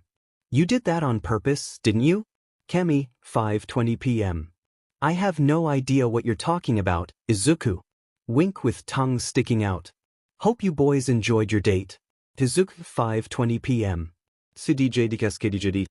Thanks. Camy, 5:21 p.m. You're welcome. The rest of the weekend came and went like a blur. Izuku barely managed to focus enough to get his weekend homework and studying done, but he had to keep at the top of the class. He owed it to himself to work hard. He did manage to put his new figure in place in his room. He moved aside several other figures so that this new one could stand tall right in the center of his collection. Monday morning he followed his normal routine and made it to school right on time, sliding into his seat right as the bell rang. His homeroom teacher began the day's lessons as usual, but a few minutes in there was an unexpected knock at the door, followed by a very unexpected person entering through it. Izuku's new boyfriend was now standing in the door to his classroom. There was a brief round of murmurs through his classmates at seeing the rising star of the first-year hero class standing in their general studies classroom. Excuse me, sensei, I'm sorry for the interruption, Inasa began. Could I borrow Midoriya for a few moments? Our sensei wishes to speak with him about something. Izuku took note that only two people had caught Inasa almost using Izuku's first name, but they were both on friendly terms with him, so he didn't think it would be a problem. He was concerned about why one of the hero course teachers would want to speak with him, though. Of course, Yashi. That's no problem. Just make sure your teacher provides a note excusing the brief absence. Midoriya, go with Yashi? Yes, sensei. Izuku stood and gave a small bow before following Inasa out of the classroom and down the hall towards the hero course section of the building. Izuku couldn't stop his mind from racing, and so he, quietly, voiced his concerns to his boyfriend. Do you know what this is about? Did they find out about us already? How could they have? Are we in trouble? Oh God, what kind of punishment do they give out for breaking that rule? Is it expulsion? I can't get expelled, Inasa. Hey! Inasa cut him off before he could spiral any deeper. He placed a firm hand on his shoulder and gave a brief squeeze before releasing. Calm down, Izuku. I do know what this is about and I promise, it's a good thing. You're gonna like it? Izuku eyed the taller boy skeptically, but decided to trust his judgment. A few moments later, they had arrived outside the door, not to the first-year heroics classroom like he'd expected, but the second-year classroom. This was Camy's class, wasn't it? Along with Nagamasa and Shishikura? Inasa pushed the door open and led Izuku inside. I brought Midoriya like you asked, sensei. Ah, Yurashi, excellent. Their teacher spoke. He was a frumpy-looking man with a strange part in his hair and intense-looking eyes, but he spoke kindly enough. Welcome, Midoriya. Sorry to pull you from your class, but I had an offer I wanted to extend to you. Izuku's mind immediately started racing again. What kind of offer could the teacher of the heroics class offer him? He barely even noticed that the classroom was full of hero students, including Camy, who was giving him a knowing smile. Not getting a verbal response from Izuku, the teacher continued. You see, I've heard a lot from my students and from Yurashi here about your analytical skills, and I've seen some of the notes you've given to them, and I must say, I think they're excellent. You have a real talent here. Izuku was floored. It was one thing for Inasa or Camy or the other students to compliment his skills, but this man was a professional. He taught aspiring heroes for a living at one of the best schools in the country. And he was impressed by Izuku's analysis skills? Thank you, sensei. No, thank you, young man. You've really helped out several of my students with some of your suggestions. The teacher smiled warmly at him. Now, as for the offer I mentioned, I wanted to see if you would come along with us at the end of the week to observe my students, and Yurashi, take the provisional license test. It would be a huge help to have you observe the students, as well as the students from the other schools, and get your insights into things that can be improved or changed in their training regimens. So, what do you say? Yes? Izuku shouted without hesitation, though maybe with a bit too much enthusiasm based on the chuckles that rang through the students he was now all too painfully aware of. Camy gave him a big thumbs up though, and Inasa gave him a warm smile, both of which made him feel better. Sorry, yes, sensei. I would love to come along and observe. Thank you so much for the offer. Izuku bowed deeply, not quite with Inasa's forcefulness but still enough to convey his extreme gratitude. No need for all that. We'd be happy to have you. Here, take this note explaining everything to your teacher, and we'll make sure your absence on Friday is excused. The teacher handed him a slip of paper with several sentences explaining the situation to Izuku's own teacher. I think that's all for now, so unless you have any questions, you may return to your normal class. You too, Yurashi? No, sir, no questions. Thank you again. Izuku bowed deeply again before turning and leaving the classroom, Inasa following behind him. He finally let a breath out as he slumped against the wall. Wow. I can't believe this. I get to watch you guys take the licensing exam. Inasa laughed heartily, again placing his hand on Izuku's shoulder, though clearly wishing he could do something with a little more intimacy behind it. Such was the reality of trying to date at Shiketsu. You earned it, Izuku. Sensei was extremely pleased with your analysis skills. Thank you. For supporting me, I know I've said this before, but you really have no idea how much it means to me. Inasa spoke softly for just a moment, this time with a definite fondness in his voice. Of course, Zuku. There was a brief moment of comfortable silence before they had to pull apart to head to their respective homerooms. I'll text you later, Inasa. Okay. Inasa shouted back with enthusiasm. It was hard for Izuku to believe, given how things had always gone for him in the past, but it really seemed like things were starting to look up for him. The week passed without incident, beyond Izuku becoming simultaneously more anxious and excited for Friday. When the day finally came, he packed onto a bus with the second-year Hero Corps students, and Inasa, for the drive to Takoba National Stadium. Since they were seated on the bus by seat number, he actually managed to get seated next to Inasa, since the two of them didn't have seat numbers for this class. Not that they could really take advantage of that in any way, since they had to keep their relationship a secret. The only person who knew was Camy, since she'd more or less maneuvered situations to make it happen in the first place. Izuku had also told his mom, of course, and she was extremely supportive, both of his relationship and the need to keep it secret from the school. They don't allow student relationships, his mother had said. How silly. Don't they realize it's just going to happen in secret anyway? To everyone else though, the two of them were just good friends who often ate lunch together with Camy. Honestly, no one would assume that the two of them were dating anyway, given the apparent status difference between them. Plus, while the attitude towards same-sex relationships had improved drastically in the last several decades, people still assumed that straight relationships were the default. So, if anything, people would assume Inasa was dating Camy long before they thought he'd be dating Izuku. He decided to pull himself out of those thoughts before they got into self-deprecating territory, so he distracted himself by starting up a conversation with his secret boyfriend. So, are you excited for the test? You bet I am.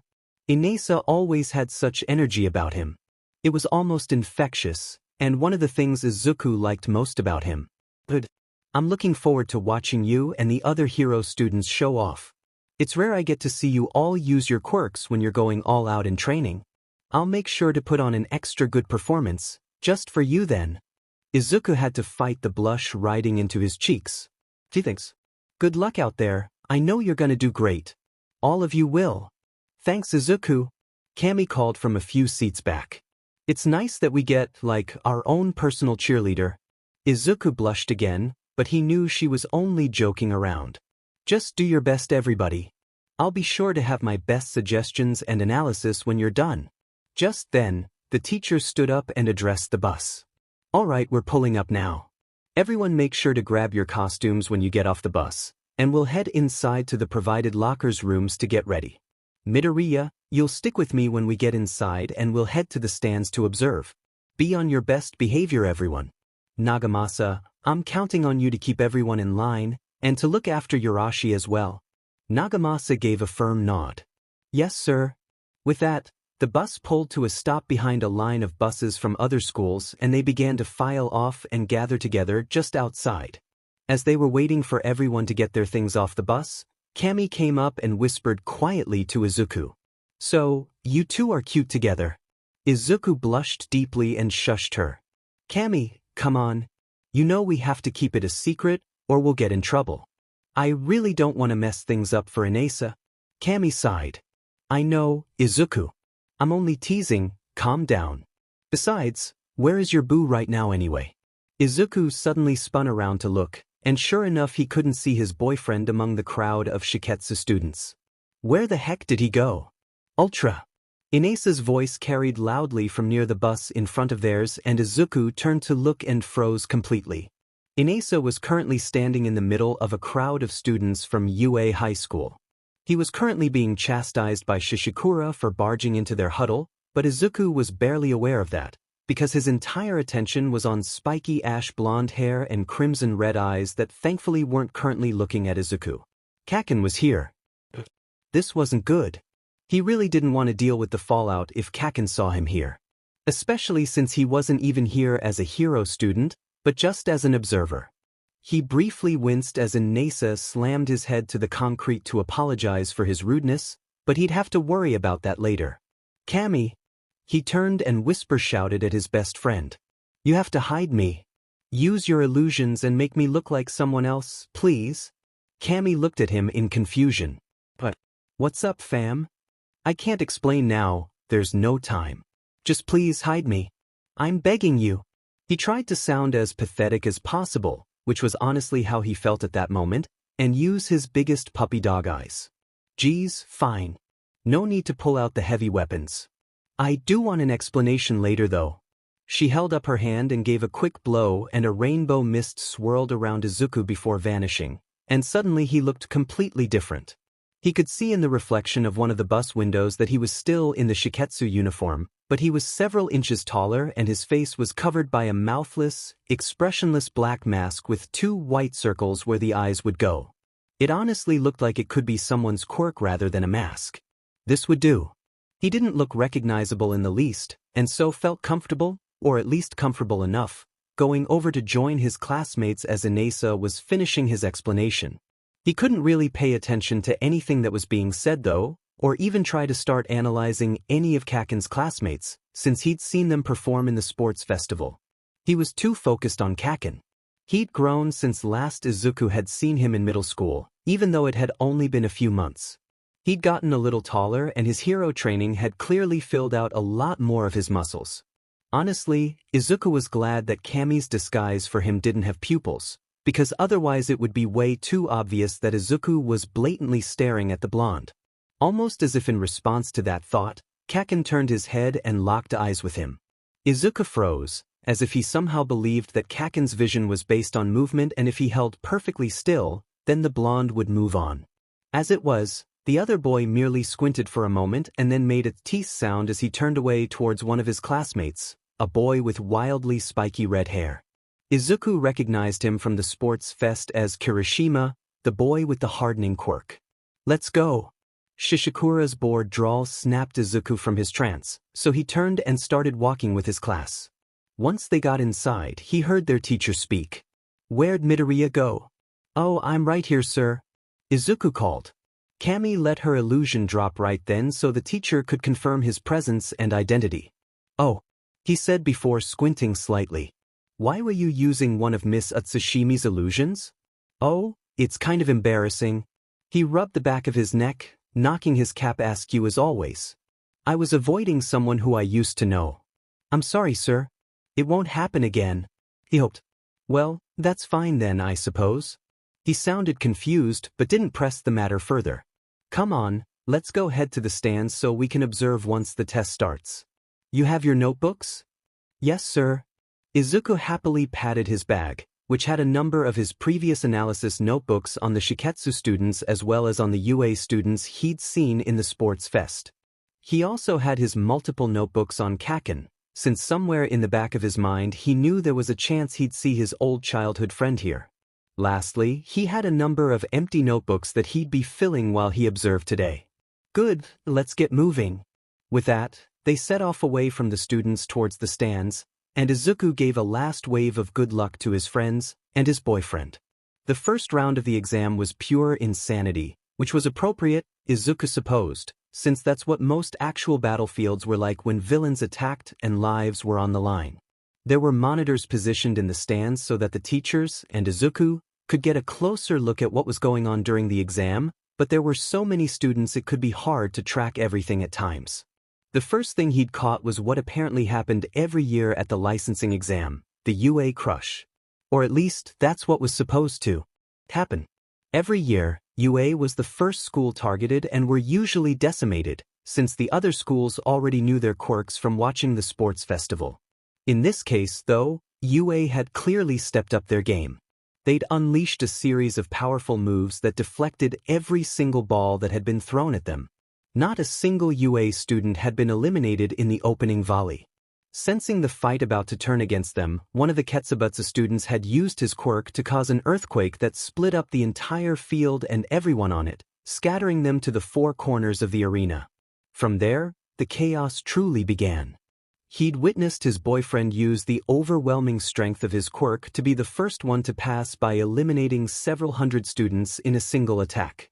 Izuku couldn't have been more proud.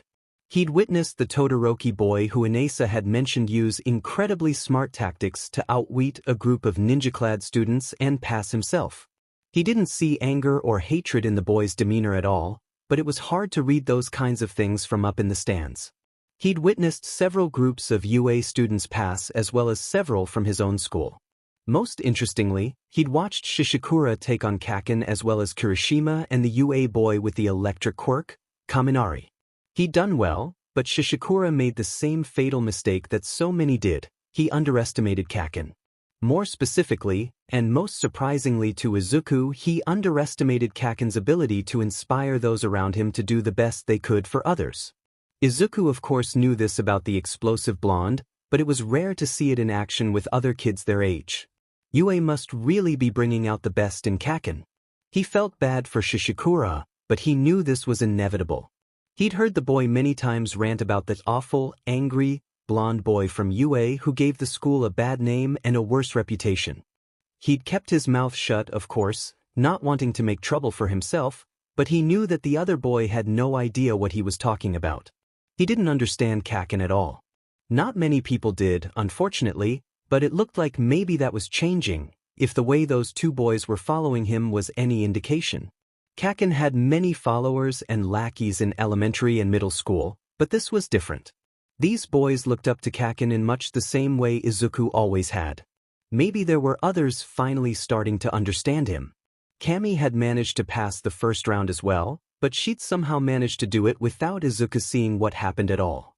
No surprise that the girl with the illusion quirk was hard to track, he supposed. Now it was time for the second part of the exam. Surprisingly, every single UA student had made it to the second round, and only a few Shiketsu students had been eliminated. They were all now up in the stands with Izuku and the teacher, Shishikura, sulking off to the side and preparing to be extra judgmental of everyone in the second round. This round was focused far less on competing against each other and much more on working together towards a common goal. It was clear right away that the commission had modeled their disaster site after the devastation in Kamino Ward somewhat, just with the addition of a few other terrain zones just to make sure they could test the students in a variety of rescue environments. It was honestly going to be a tough exam, particularly for Inesa, and probably the UA first-year students as well. They haven't even been through a full year of school, so they haven't been through many rescue exercises. Izuku had to fight the urge to cringe a little as he saw Inesa fire up his quirk to go flying into the fray, shouting in excitement. It wasn't exactly the best attitude to have when going to rescue injured and frightened civilians. He'd have to find a way to gently offer that note to him later. Unsurprisingly, Kaken split off from his class to go on his own, but he was followed again by Kirishima and Kaminari. Izuku made note of the close relationship the three seemed to have, since knowing who tended to work with whom was important for analysis. It would also be an interesting exercise to come up with ways their quirks could be used together. Izuku's attention was suddenly drawn to the second-year students, both from Shiketsu and the other schools. They all fell into a quick and easy strategy, roping off certain areas, setting up a first aid zone, and clearing a landing pad for helicopter rescue. This wasn't going to be a walk in the park, but this is what heroes did. Oh no! Izuku couldn't fight the urge to slap his hand to his face in embarrassment on Inesa's behalf. Didn't he realize that even with the fine control of his quirk that he had, he couldn't just start lifting and moving victims around without checking to see if they were okay? And did he just drop that kid 20 feet into his hand? What the heck was his boyfriend thinking?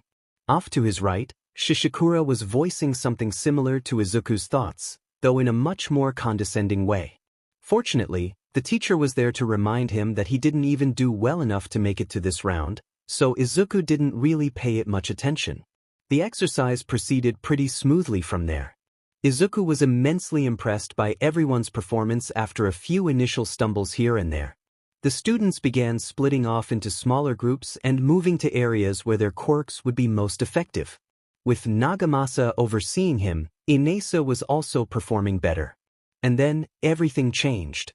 There was a massive explosion and suddenly Gang Orca and a bunch of masked figures, his sidekicks, were charging into the arena. The announcer from the commission was calmly describing a new terrorist attack and instructing students to continue rescue operations while also fighting off the newly arrived villains. They're really having them pull double duty like that? Wow, that's really intense. This scenario rivals something pros might face. And the number 10 hero as a pseudo-villain? That's gonna be a tough fight. Izuku muttered to himself as he observed and continued to take notes. Fortunately, the students reacted quickly. The boy who made the earthquake in the first round jumped in to hold back the minor villains and keep them away from the first aid station, and Nagamasa quickly instructed Inesa to move towards the villains to take them out. A smart strategy given how powerful the boy's quirk was. But it looked like there might be a small hitch in that plan. The UA students were sending Todoroki to intercept the villains as well, meaning that if they wanted to succeed, Inesa and Todoroki would have to work together. Given what Izuku knew about his boyfriend's feelings toward the dual-haired boy, he wasn't sure how that was going to play out. He feared not well. His fears had turned out to be right. As soon as the two had shown up on scene, they'd begun to bicker and argue with each other. They had also both used their quirks indiscriminately, which caused both their attacks to be redirected and nullified by the other. The damned fools had even almost gotten the earthquake boy seriously burned by Todoroki's misdirected flames. But fortunately the girl from UA with the frog quirk had used her tongue to pull him out of the way at the last minute.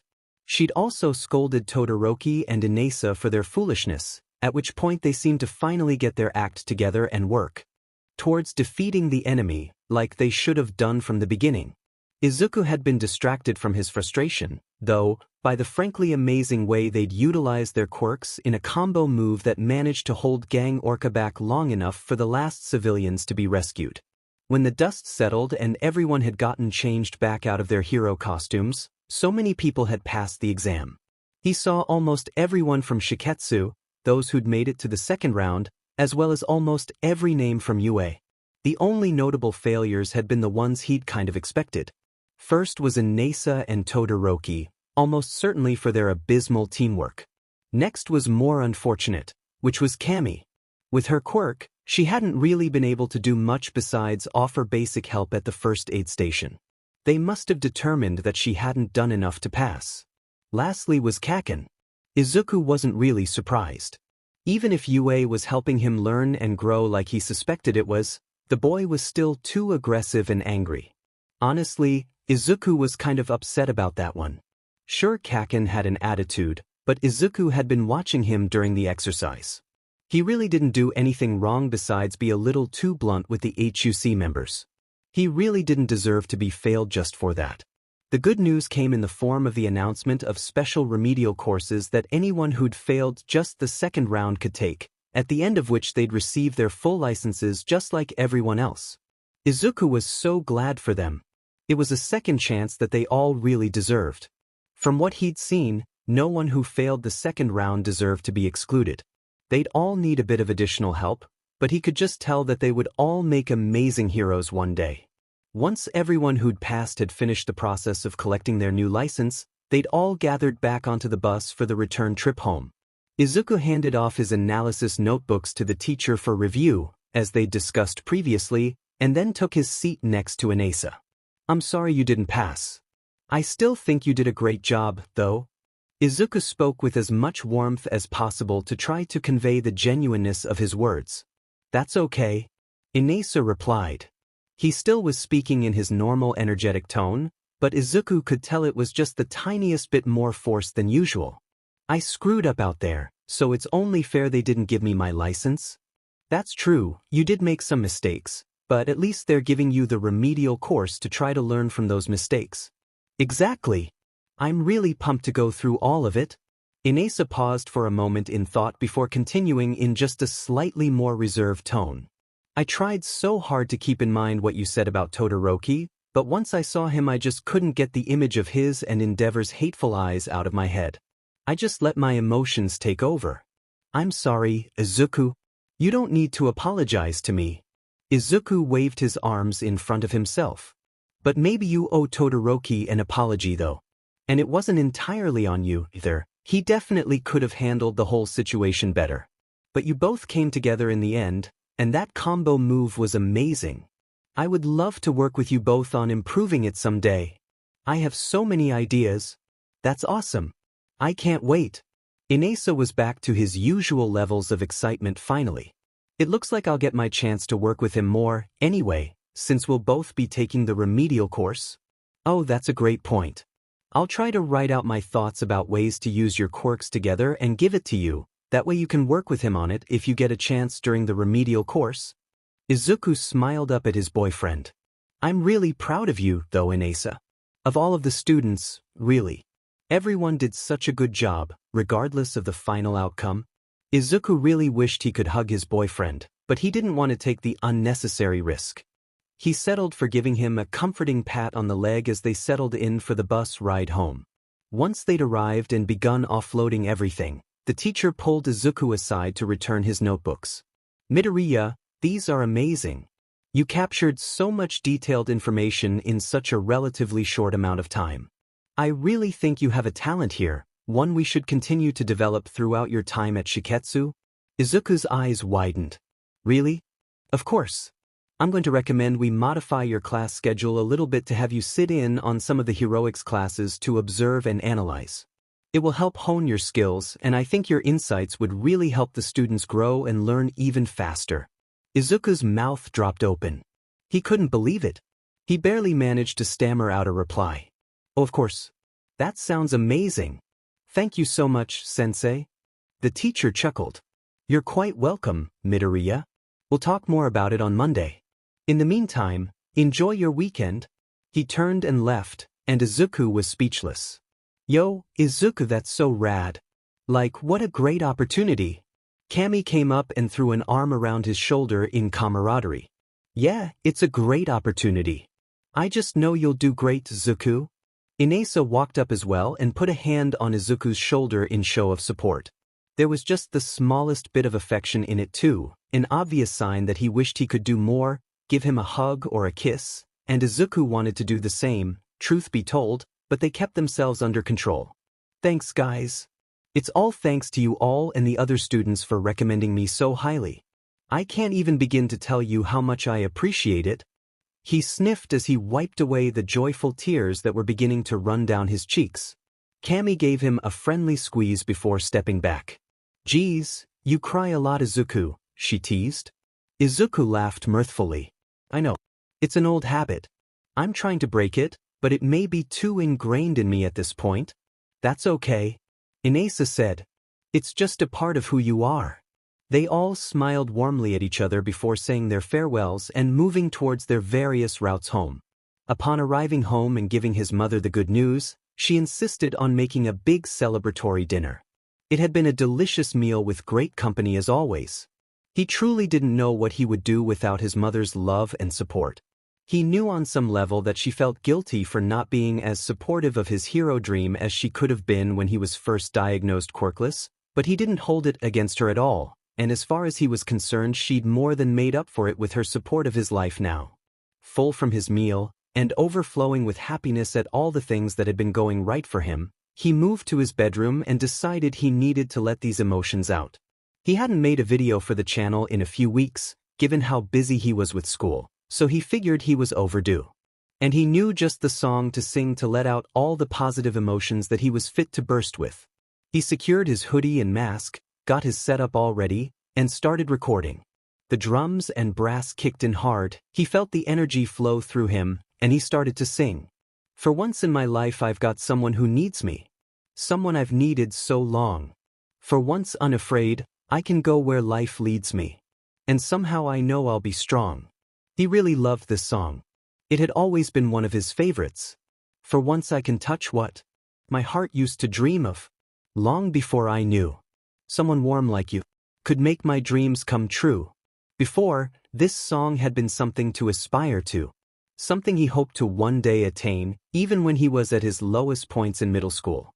For once in my life I won't let sorrow hurt me. Not like it's hurt me before. For once I have someone I know won't desert me. I'm not alone anymore. Now, though, it had new meaning to him. It was a feeling he actually felt. A level of happiness he'd actually managed to achieve. For once I can say, this is mine, you can't take it. Long as I know I've got love I can make it. For once in my life I've got someone who needs me. As the musical interlude kicked into high gear, he closed his eyes and bobbed his head to the music. He thought of all the amazing things that had happened in his life lately. Getting into Shiketsu. Meeting Camy and Inesa and making friends. Making his channel and helping people with it. Dating Inesa. This new opportunity with his quirk analysis. Getting to see Kaken growing into the hero he always knew he would be. At least for once I can say, this is mine, you can't take it. Long as I know I've got love I can make it. For once in my life I've got someone. That someone was Inesa. For once in my life I found someone. But that someone was also the feeling of belonging that he'd finally achieved for the first time in his life. He truly didn't think he'd ever been happier in his life. For once in my life I've got someone who needs me. As the music faded out, he looked into the camera and smiled. Thanks for listening, guys. I hope you enjoyed that. Things have just been going really well for me lately, and I wanted to express even just a bit of that through song. I hope things are going well in all of your lives too. And remember, I love you all. Thank you. You'll have to do better than that, shitty hair. Katsuki used an explosion to spin around behind Kirishima, simultaneously dodging his attack and getting in position to launch another explosion into the redhead's back.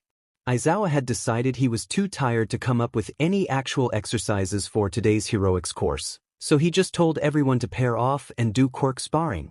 Katsuki had paired off with Kirishima to continue working on the redhead's endurance while also working on his own dodge and counter skills. Honestly, Katsuki was just looking forward to next week, because they were supposed to have another joint training session with Shiketsu High.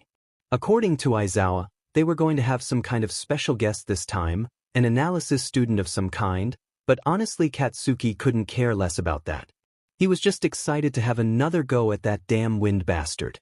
UA and Shiketsu had done a handful of these joint exercises since the provisional exams during their first year. A lot of the Shiketsu kids who'd come in the past, like Glamour Girl and the Meatball Kid, had graduated last year, but the wind bastard was the same year as them, so he would definitely be there.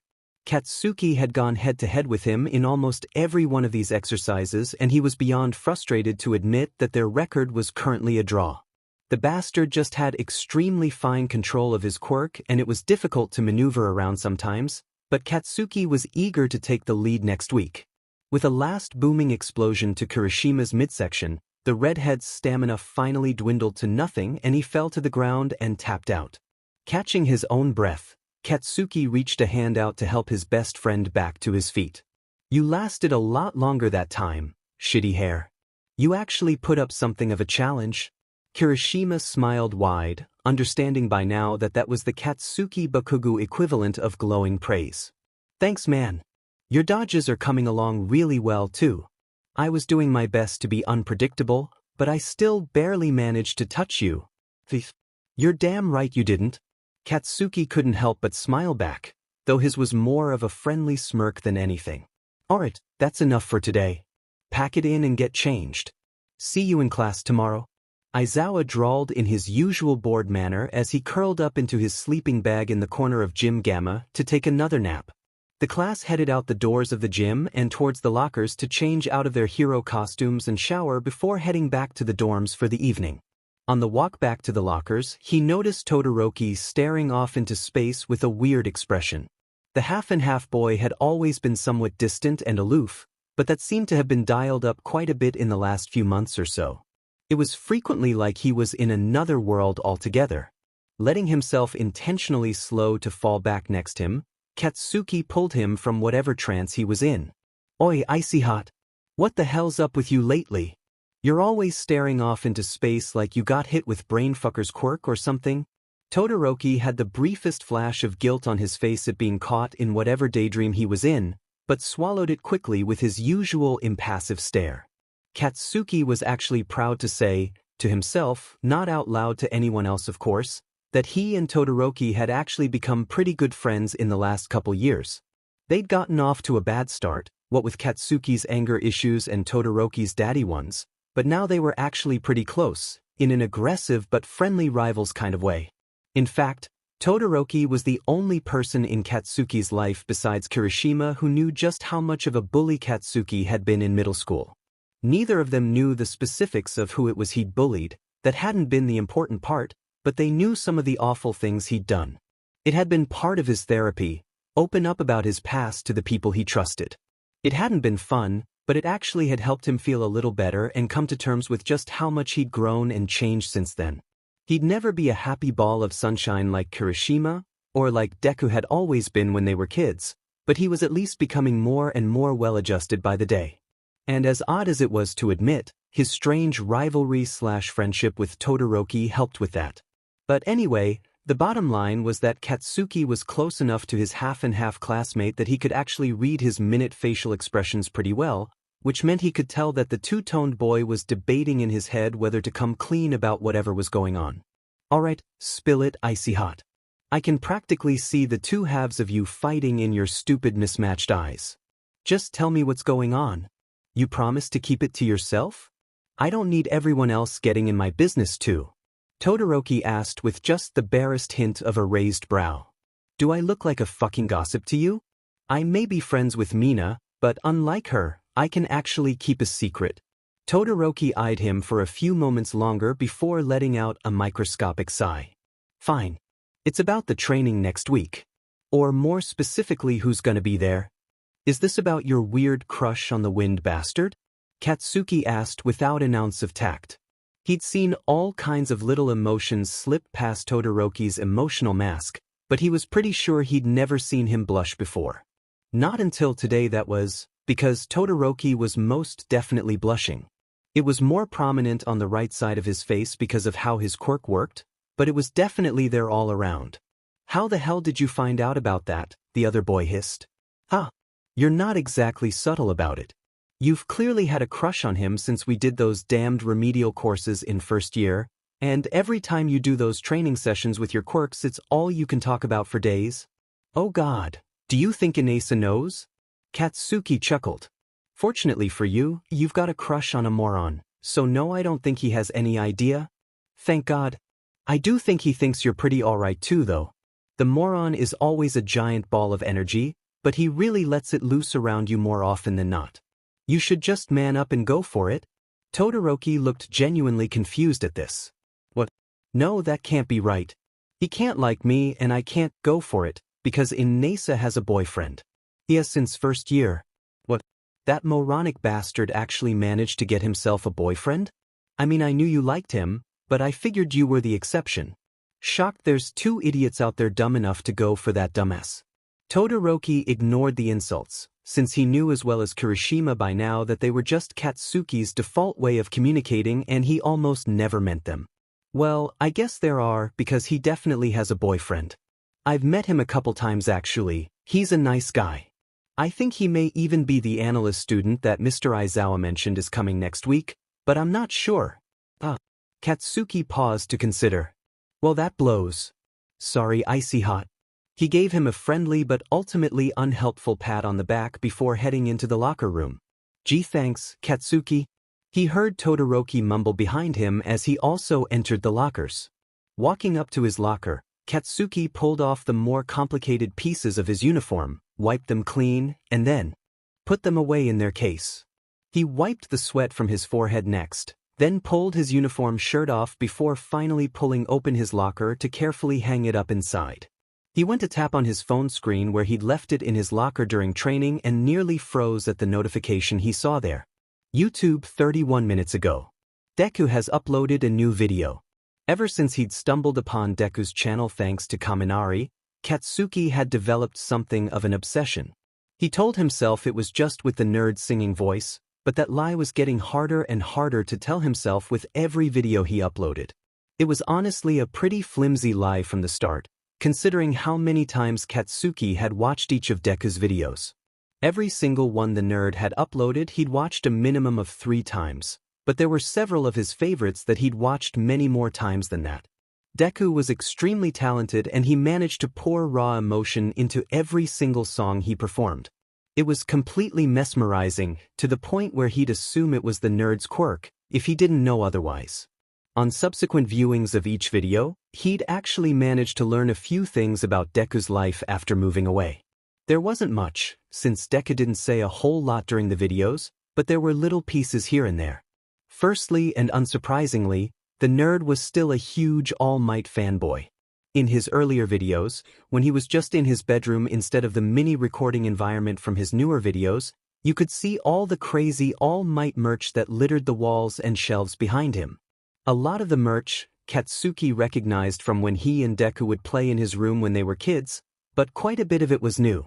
To Katsuki's extreme annoyance, read jealousy, the nerd had even somehow managed to get his hands on the limited edition Bronze Age All Might TM figure that had been released during their first year of high school. Katsuki had tried so hard to get one of his own, but had been unable to track one down before they'd all been sold. Now, they were collector's items worth way more on the secondhand market than he was willing to pay. The figure was prominently displayed, too, right in the middle of a shelf behind Deku and could be seen clearly in every video after he got it until he eventually changed environments. He also learned that the nerd was managing to make friends at whatever high school he'd gone to. Deku never mentioned any details about his school or location, so Katsuki had no idea where he was. He knew he had a best friend and that she was a girl, since Deku always referred to her as Sheich whenever he mentioned her, plus a couple other friends who would get mentioned in passing, though never by name. Katsuki was honestly extremely glad to learn that. In middle school, he'd seen to it personally that Deku had no friends. He made sure that everyone knew what a quirkless weakling Deku was and ensured it was social suicide to even come close to being the nerd's friend. It was one of the many things he regretted about that period of his life, so it was good to hear that Deku had managed to overcome that in high school. The only other thing he'd learned, or more accurately inferred, was that maybe, just maybe, the nerd was still thinking about him. There was a video from the summer of their first year, in which Deku gave an extremely emotional performance of a song called Ash Like Snow. Katsuki hadn't known it at the time, but it had managed to bring tears to his eyes all the same, as had Deku's small speech after the video ended. The thing that he'd noticed later and that made him think that maybe he had at least a small something to do with that video, was that it was dated just a few days after the Kamino Ward incident, otherwise known as the day he'd been rescued from the League of Villains. The day he'd inadvertently caused the retirement of All Might. Most likely, Deku's emotional state during that song and his thought process around it had much more to do with that, All Might's retirement, than it did with his kidnapping, but he also knew that his name and face had been all over the news while he was kidnapped. Deku had no reason to give two shits about Katsuki. In all honesty, he should probably feel nothing but hatred for him, but some small part of Katsuki hoped that Deku had been worried about him.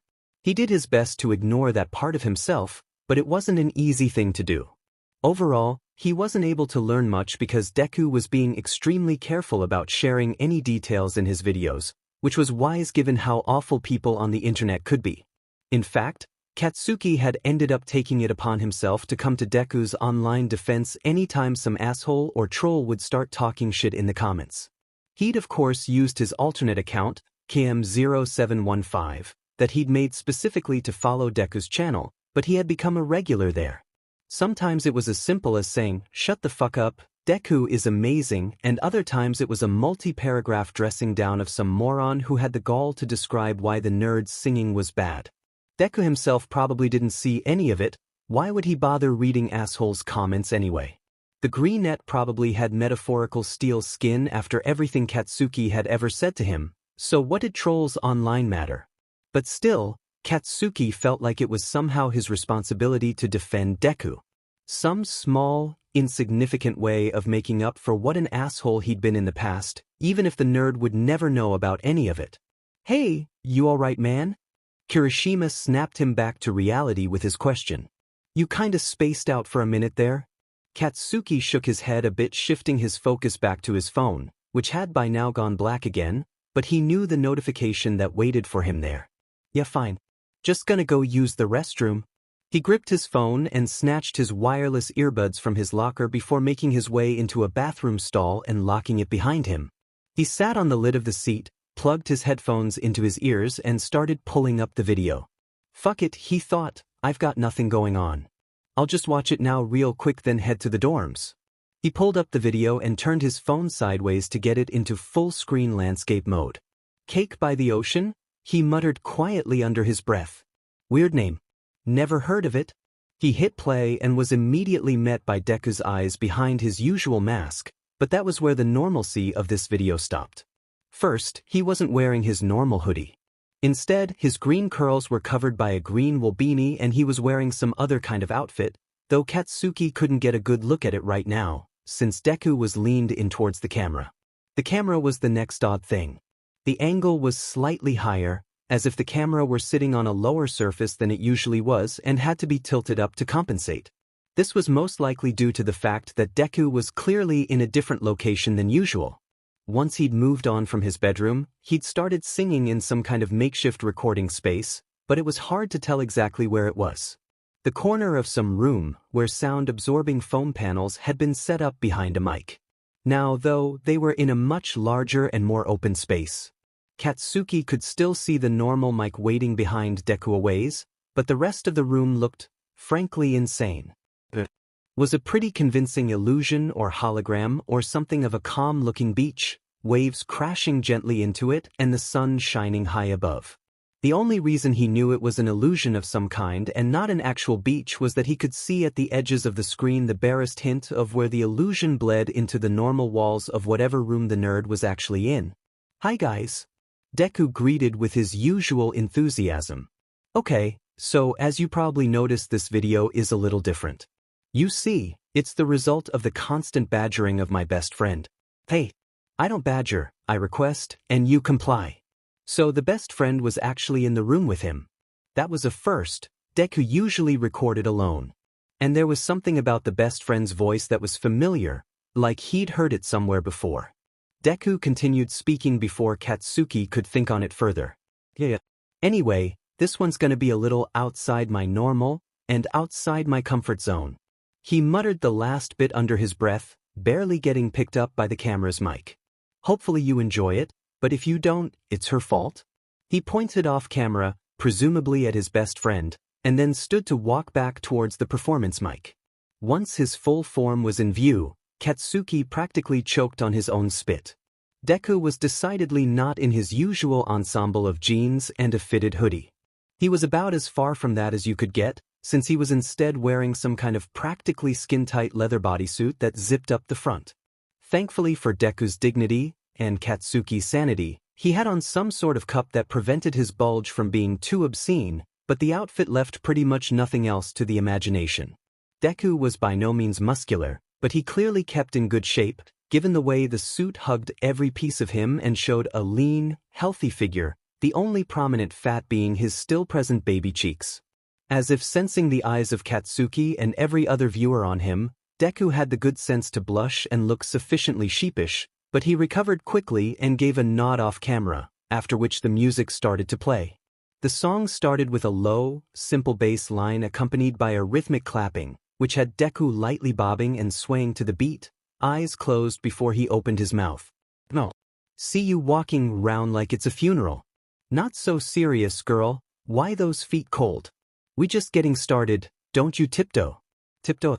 Deku's voice was like nothing he'd ever heard from the nerd before.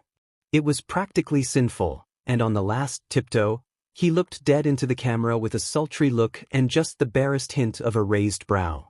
Katsuki felt his breath catch in his throat. "Waste time with a masterpiece. Don't waste time with a masterpiece." Deku's movements had gone from mildly suggestive to straight-up dirty as he did a small pelvic thrust in the air. Katsuki's jaw hit the floor. What was going on? "You should be rolling with me. You should be rolling with me, You're a real-life fantasy. You're a real-life fantasy. But you're moving so carefully. Let's start living dangerously." He grabbed the mic with one hand and reached the other out towards the camera, as if beckoning Katsuki to step through the screen and join him. "Fit to me, baby. I'm going blind from this sweet, sweet craving. Let's lose our minds and go fucking crazy." Do you just fucking curse? I keep on hoping we'll eat cake by the ocean." If Katsuki hadn't already been sitting down, his knees would have gone weak and collapsed out from under him, as Deku began to gyrate his hips, like he was working a hula hoop but in painfully slow motion. "Walk for me, baby. I'll be Diddy, you'll be Naomi." Katsuki didn't know what the fuck that meant, who or what the fuck was a Diddy, and who was Naomi for that matter, but right at this second he didn't so much care. "Let's lose our minds and go fucking crazy. I keep on hoping we'll eat cake by the ocean." There was that hip gyration again. Katsuki felt faint. What was the old American phrase Kaminari had taught him? Something about clutching his pearls? The music dipped quiet for a moment, and Katsuki briefly was torn between hoping that was the end and hoping that it would never end. He'd never felt so split on something in his life, but it didn't matter because Deku opened his mouth again and continued in that dark, sultry voice. "See you licking frosting from your own hands. Want another taste? I'm begging, yes ma'am. I'm tired of all this candy on the dry land." Dry land? Just as Katsuki thinks his head might explode if this keeps going, the chorus starts up again and it's more of the same. Deku's sultry voice, the sway and near grind of his body against the mic stand, the deep, almost sinful stares into the camera. It's all too much. And to top it all off, this time the last line of the chorus repeats multiple times, each one accompanied by those stupid gyrating hips, taunting Katsuki with, Nothing. They taunt him with nothing. He doesn't care. Why would he care about how downright sexy this whole thing is? You're fucking delicious.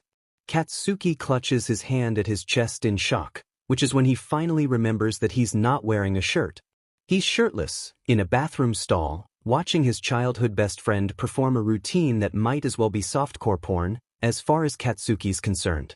He's now painfully aware of how creepy this looks, but he can't bring himself to stop, and is immensely grateful he remembered to use his earbuds for this. One more round of the chorus and then he kicked it into the song's finale, during which his eyes never leave the camera, locked straight on with the viewer, with Katsuki, who also can't look away from those taunting emerald eyes. Red velvet, vanilla, chocolate in my life. Confetti, I'm ready, I need it every night. Red velvet, vanilla, chocolate in my life. I keep on hoping. We'll eat cake by the ocean. The second the song ended, it was like the spirit of sexy Deku retreated and the normal, shy, awkward Deku that Katsuki had always known took back over. It was almost like an entirely different person was standing at the mic now. It honestly helped Katsuki's brain a little, making him feel like his world was righting itself from the dramatic spin it had just taken. Deku hurried back up to the camera and stammered his outro. Oh gee god, I'm so sorry. That was so weird. Thanks for watching everyone. If you enjoyed that, then I'm glad. If you didn't, it's all her fault. A finger pointed off camera at the best friend again. Either way, I'm never doing that again. As always, just remember, I love you all. Thank you. With that the video ended, and Katsuki was left in stunned silence staring at the recommended videos on his screen, all more Deku videos, since that was all this account ever watched. He had no time to gather his thoughts, though, as there was a loud knock at the stall door. Hey Baku bro. You okay in there? Kirishima called from the other side. Why fuck, was he really stuttering? Yeah, I'm fine, shitty hair. Let a man do his business in peace. Alright, well a bunch of us are going out for ramen tonight, if you want to join us? Yeah sure. He moved to stand, but suddenly realized that he had a rather obvious problem and immediately sat back down. I'll meet you at the dorms in a minute. Still got a shower? Cool. Don't take too long though, I'm hungry. Katsuki could hear the pout in the redhead's voice. Yeah. Get a hold of yourself, shitty hair. I'll be there soon. He waited quietly until he heard his best friend's steps echo out of the room and away down the hall, before cautiously poking his head out of the stall door to make sure he was alone. Fortunately, he was able to shower and finish changing, his erection finally subsiding. Fuck, that was weird. He muttered to himself. Guess I've got some things to figure out. Finally clean and dressed, he made his way towards the dorms to meet his friends for dinner. For the moment, he pushed the now extremely confusing feelings in his head about his former best friend to the back of his mind, but he knew he'd have to confront that particular beast sooner or later. The rest of the week and subsequent weekend came and went, with Katsuki only watching Deku's latest video a dozen more times. At this point, he couldn't deny it anymore. He definitely had a crush on his childhood best friend. The one he'd pushed away all those years ago and then turned angry and even violent towards when he refused to leave him alone. The one he'd told to jump off a roof. Man, he'd been a fucked up kid. And it's not like he was magically a different person now. He'd gone through therapy and was infinitely more well-adjusted than he had been, but he was still the same person as that kid. He had been the one to say and do all those things, not some other Katsuki. So he knew deep down that he had no right to have any kind of feelings for Deku, for Izuku, but he still couldn't stop himself. That seemed to be the running theme for his relationship with the nerd, being unable to stop himself from doing things he knew deep down that he shouldn't. He shook the dark thoughts from his head. He didn't have time to worry about this now. Shouldn't be worrying about it at all, really, since he hadn't seen Izuku face to face in years, and very well might never again. For now, he had to focus on the day ahead of him. It was the day of the joint training exercise with Shiketsu, and the class was all decked out in full hero gear, waiting in the gym for the other school to arrive. Mr. Aizawa stood in front of the class and called everyone to attention. Alright, listen up. The students from Shiketsu will be here shortly. As I told you last week, this time they'll be bringing a student from their general studies course that specializes in analysis, particularly quirk analysis. We'll be going over the details once everyone is here, but the short of it is that today will involve working in small teams to develop different ways to combine your quirk with others for various combo moves. The analysis student will assist with that process. Who is this guy, sensei? Kirishima asked. Have you met him? Aizawa nodded. I have a few times as part of planning this exercise. He's a very intelligent student, but regardless of that I expect you all to treat him with respect as you would any other visitor to the school. Am I understood? His eyes flashed red as his hair threatened to start floating. Everyone fell silent and gave firm nods of acknowledgement. Good. It looks like they're here. His attention shifted towards the main doors to the gym behind them. The class turned around to look as the doors opened and the Shiketsu students filed into the gym, led by their teacher with the weird frumpy haircut and the intense-looking eyes. Katsuki smirked as his attention was immediately drawn to the towering form of the wind bastard, but his face immediately fell into stunned silence as he saw the last person he'd ever expected walk through the door. The emerald eyes he'd seen behind that mask as well as countless times in their childhood, the smattering of freckles across those cheeks, and the wild green curls peeking out from beneath the Shiketsu hat. Deku? Katsuki breathed out so quietly that no one could hear him. So Deku had gone to Shiketsu.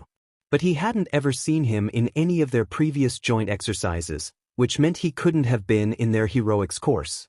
So was Deku the general studies student Aizawa mentioned? The analysis specialist? Honestly, that made perfect sense once Katsuki thought about it. The damn nerd had always been writing in those notebooks, watching every hero fight he could get his eyes on, and obsessing over quirks whenever possible. It was no surprise that quirk analysis was something he'd excel at. No matter how hard he tried, he couldn't bring himself to look away from Deku as the Shiketsu students filed into position across from his class, but for whatever reason it seemed like Deku was almost intentionally trying to look anywhere but at Katsuki. He wanted to be mad about that, but honestly he couldn't really blame him. He might do the same thing were their positions reversed. Besides all that, Katsuki couldn't help but notice that the nerd looked good. They hadn't been in the same room in almost 3 years. Katsuki had obviously seen his videos, but it wasn't the same as seeing him up close and in person. The first thing he noticed, that he hadn't been able to tell from the videos at all, was that Deku had gotten taller.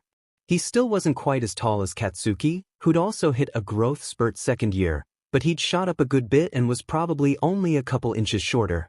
The second was that he'd let his curly hair grow out even longer than it had been in middle school.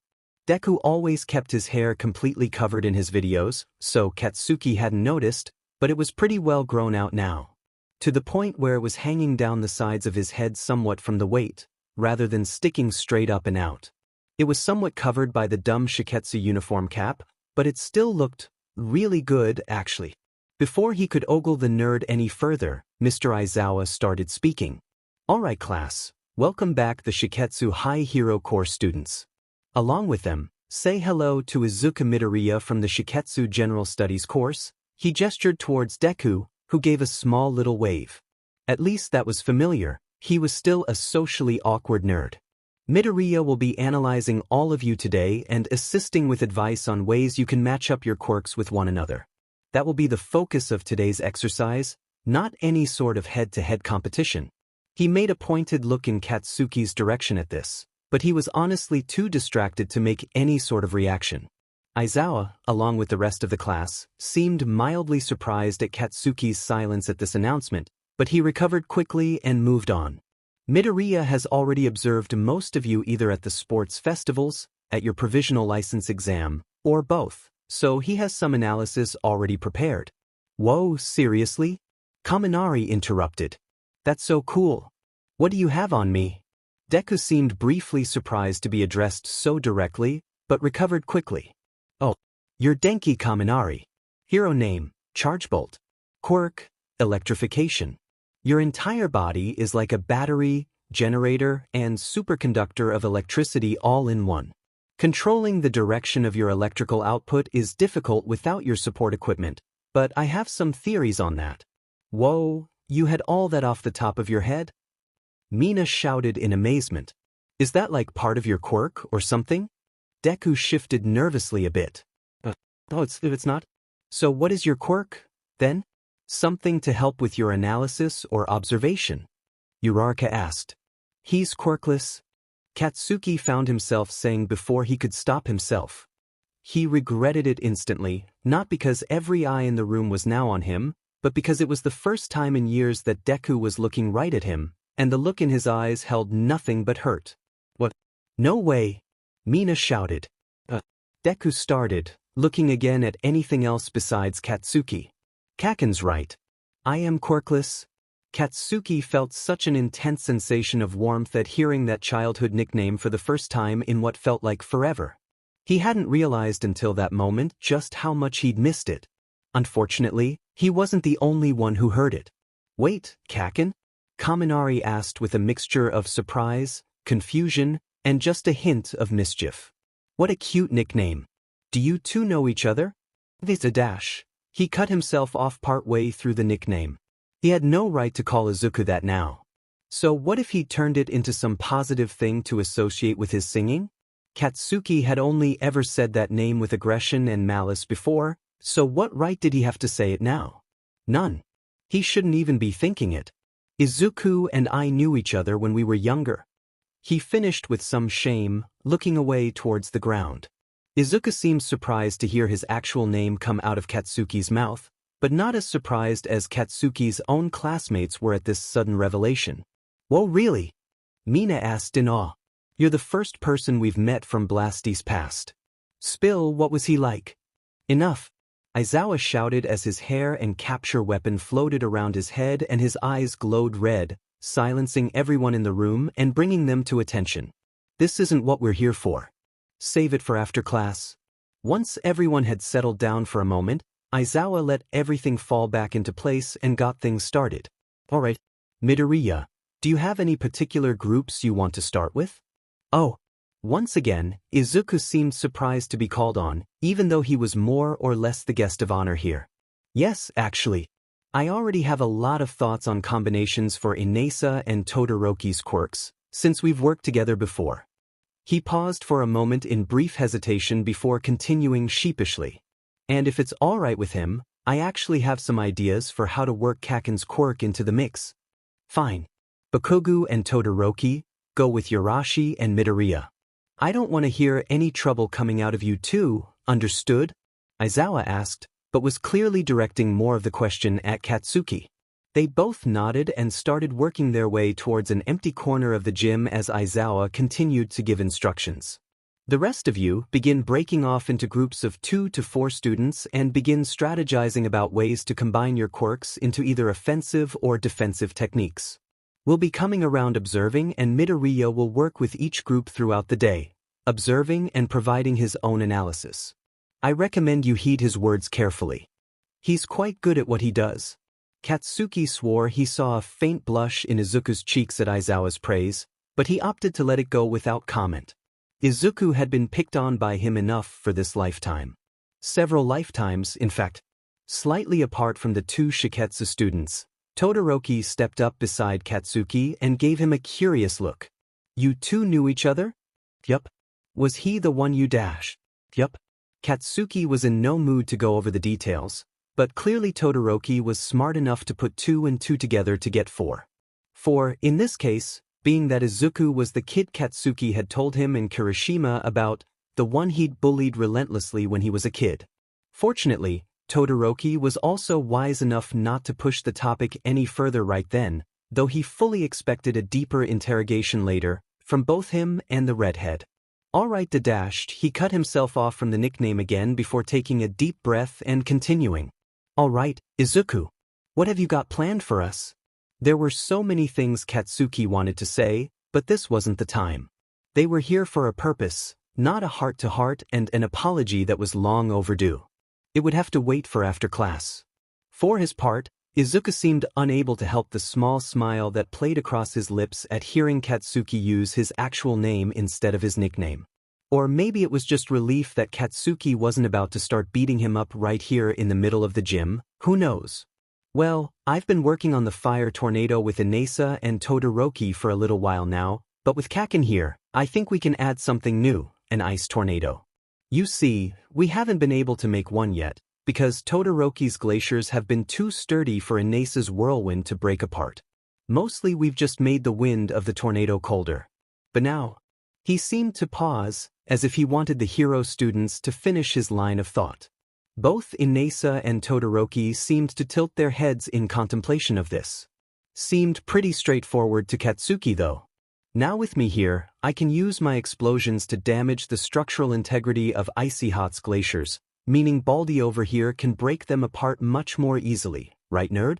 Katsuki couldn't stop the minor insult from slipping out at the end there, but Izuku didn't seem to notice, or if he did, he didn't mind. He merely smiled wider than Katsuki had seen since elementary school, making something in Katsuki's heart clench tightly. Up. Exactly right, Kaken. You guys want to give it a go? Of course, Izuku. That sounds like a great strategy. Let's do it. Wind Bastard shouted with his usual exuberance. Izuku? Katsuki thought. The fuck? I mean, I guess it shouldn't be a surprise they'd be friends, but that was a really affectionate nickname nonetheless. Oh well, at least he doesn't have Kaken, that's all me. Kaken? You ready to go? Fakid spaced out. Damn right I am. Let's do this. He grinned wide, punching one fist into his other palm, making a small explosion for emphasis. They spent the next several minutes planning out and then practicing the logistics of the ice tornado. Izuku observed and gave input for a little while, but eventually had to move on to the other groups. By the time he'd circled back around, they'd made great progress, able to get the full whirlwind of icy death going in less than a minute. They still had plenty of room to improve it, but it was a strong move nonetheless.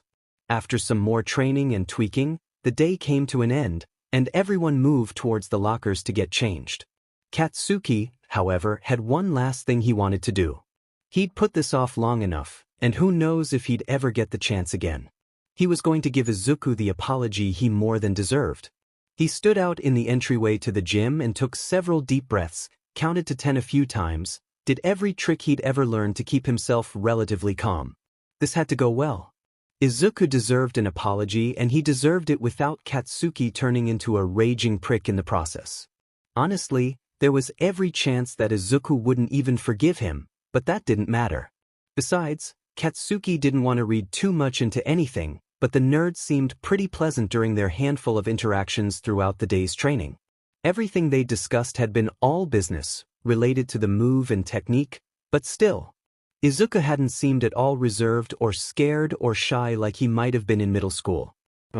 Had he been standoffish or mad like might have been if he resented Katsuki? So maybe, just maybe, there was a chance Izuku would accept his apology and maybe even forgive him. It was a long shot, and more than Katsuki dared hope for, but he had to do it anyway. It was what was right. Now he just had to find the nerd. He saw Ida coming in a few minutes behind everyone else, having stayed to help Aizawa put away some equipment they'd been using. Glasses. You seen Izuku? Midoriya? I believe I just saw him head around the corner in that direction. Ida pointed to the corner of the gym. Why would Izuku go over there? There was nothing over there but a small clearing and some trees. Oh well, didn't matter. He gave a grunt of what might have been thanks to Ida and then headed off in that direction. As he was about to round the corner, however, he heard voices raised in a harsh whisper. Seemed two people were bickering with each other, and not in a friendly manner, though they were making an effort to keep it relatively quiet. Katsuki couldn't make out what they were saying at all, just that the tone of both parties didn't sound pleasant, though they did both sound familiar.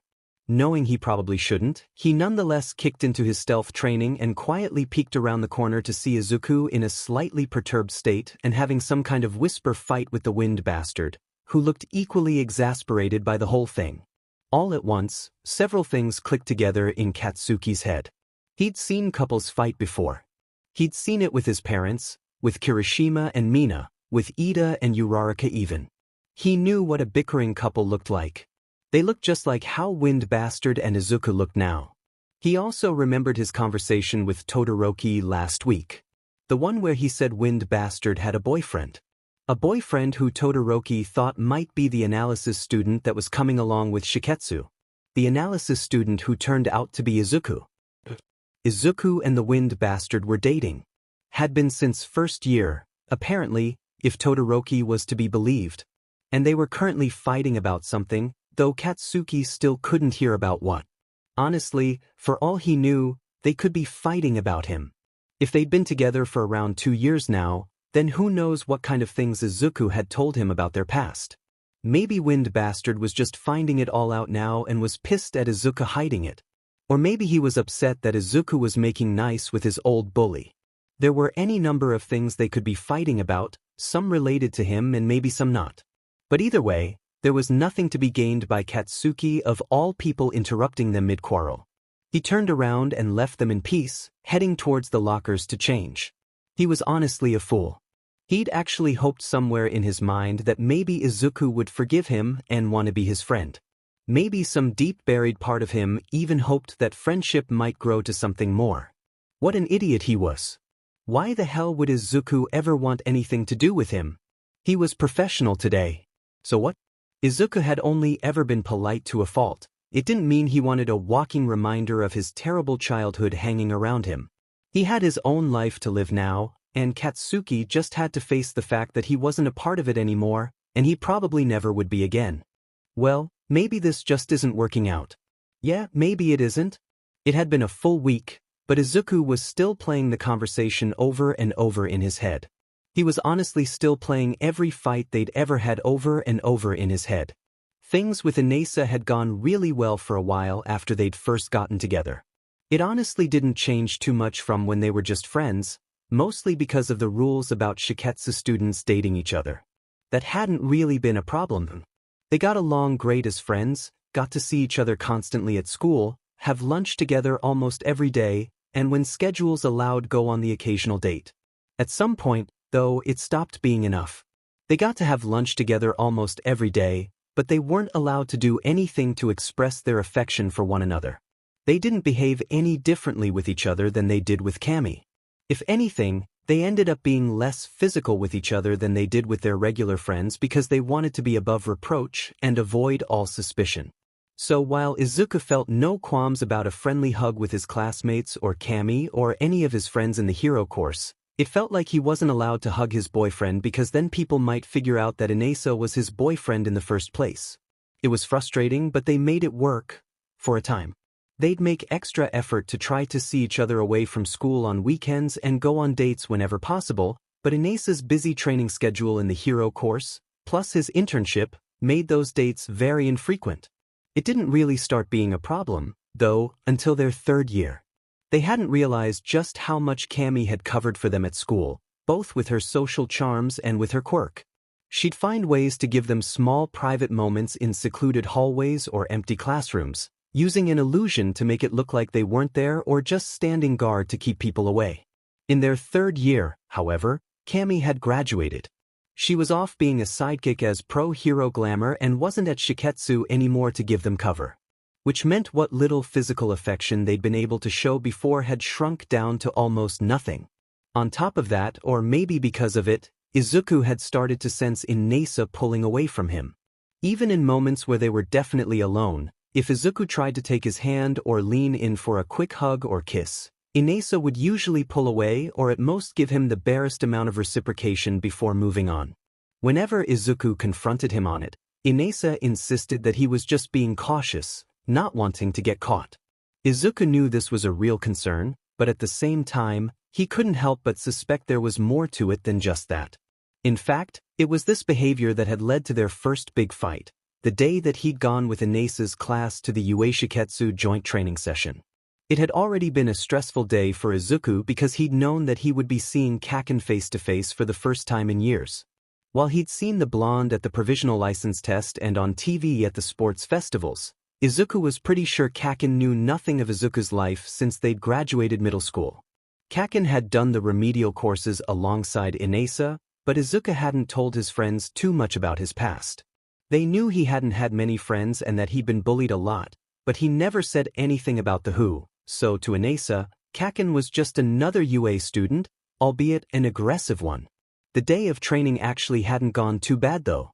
Despite Kaken pointing out his quirklessness, UA's hero students were still welcoming of his analysis and suggestions. If anything, they were more impressed with his opinions and skills knowing that it had nothing to do with a quirk. Even dealing with Kaken had turned out to not be so bad. His childhood best friend had been completely professional, blunt and to the point in a way that was uniquely Kaken, but he didn't once say anything mean or put Izuku down in any way. It seemed his time at UA had really helped the boy grow and mature in just the right ways. Izuku couldn't help but be proud. He also couldn't help but be other things, too, that were far less professional and appropriate. A few years of hero training had really helped Kaken fill out in all the right ways. Broad, thick muscles, particularly around his arms and shoulders because the strain put on them by his quirk, thin waist, and defined leg muscles. It was frankly distracting, but he was being considered the guest of honor at this joint exercise and so he had to act like it. Despite how well it had all gone, it had still been extremely stressful. The only way it could have put more of a strain on him is if All Might himself had shown up. Izuku hadn't seen the former #1 hero since that day on the roof 3 years ago, and he wasn't sure if he could handle another encounter on top of everything else that day. So with all that stress, he'd really just wanted a small moment of comfort with his boyfriend. He'd even managed to find a quiet, secluded corner in the trees away from any prying eyes, and all he'd asked for was just a hug. Just a moment to be held in his boyfriend's strong arms, but Inesa couldn't even give him that. He just spouted the same line about having to be careful not to be caught or they'd be found out and get in trouble. It was the last straw his stressed-out brain could take. It didn't matter if the concern was a valid one. Izuku was just asking Inesa to set it aside for a few seconds to comfort him, that was all. Was that so much to ask? He wasn't proud of the way he'd snapped pretty much that exact sentiment at Inesa, and the whole conversation devolved from there until they were in a whisper-shouting match that probably did more to betray their status as a couple than any hug ever would have. Fortunately, he was pretty sure no one had seen them. They let the fight die without a satisfying conclusion since they had to hop on the bus back home, and since then that same fight or variations on it had kept resurfacing every few weeks. Until just last week, when things reached their final breaking point.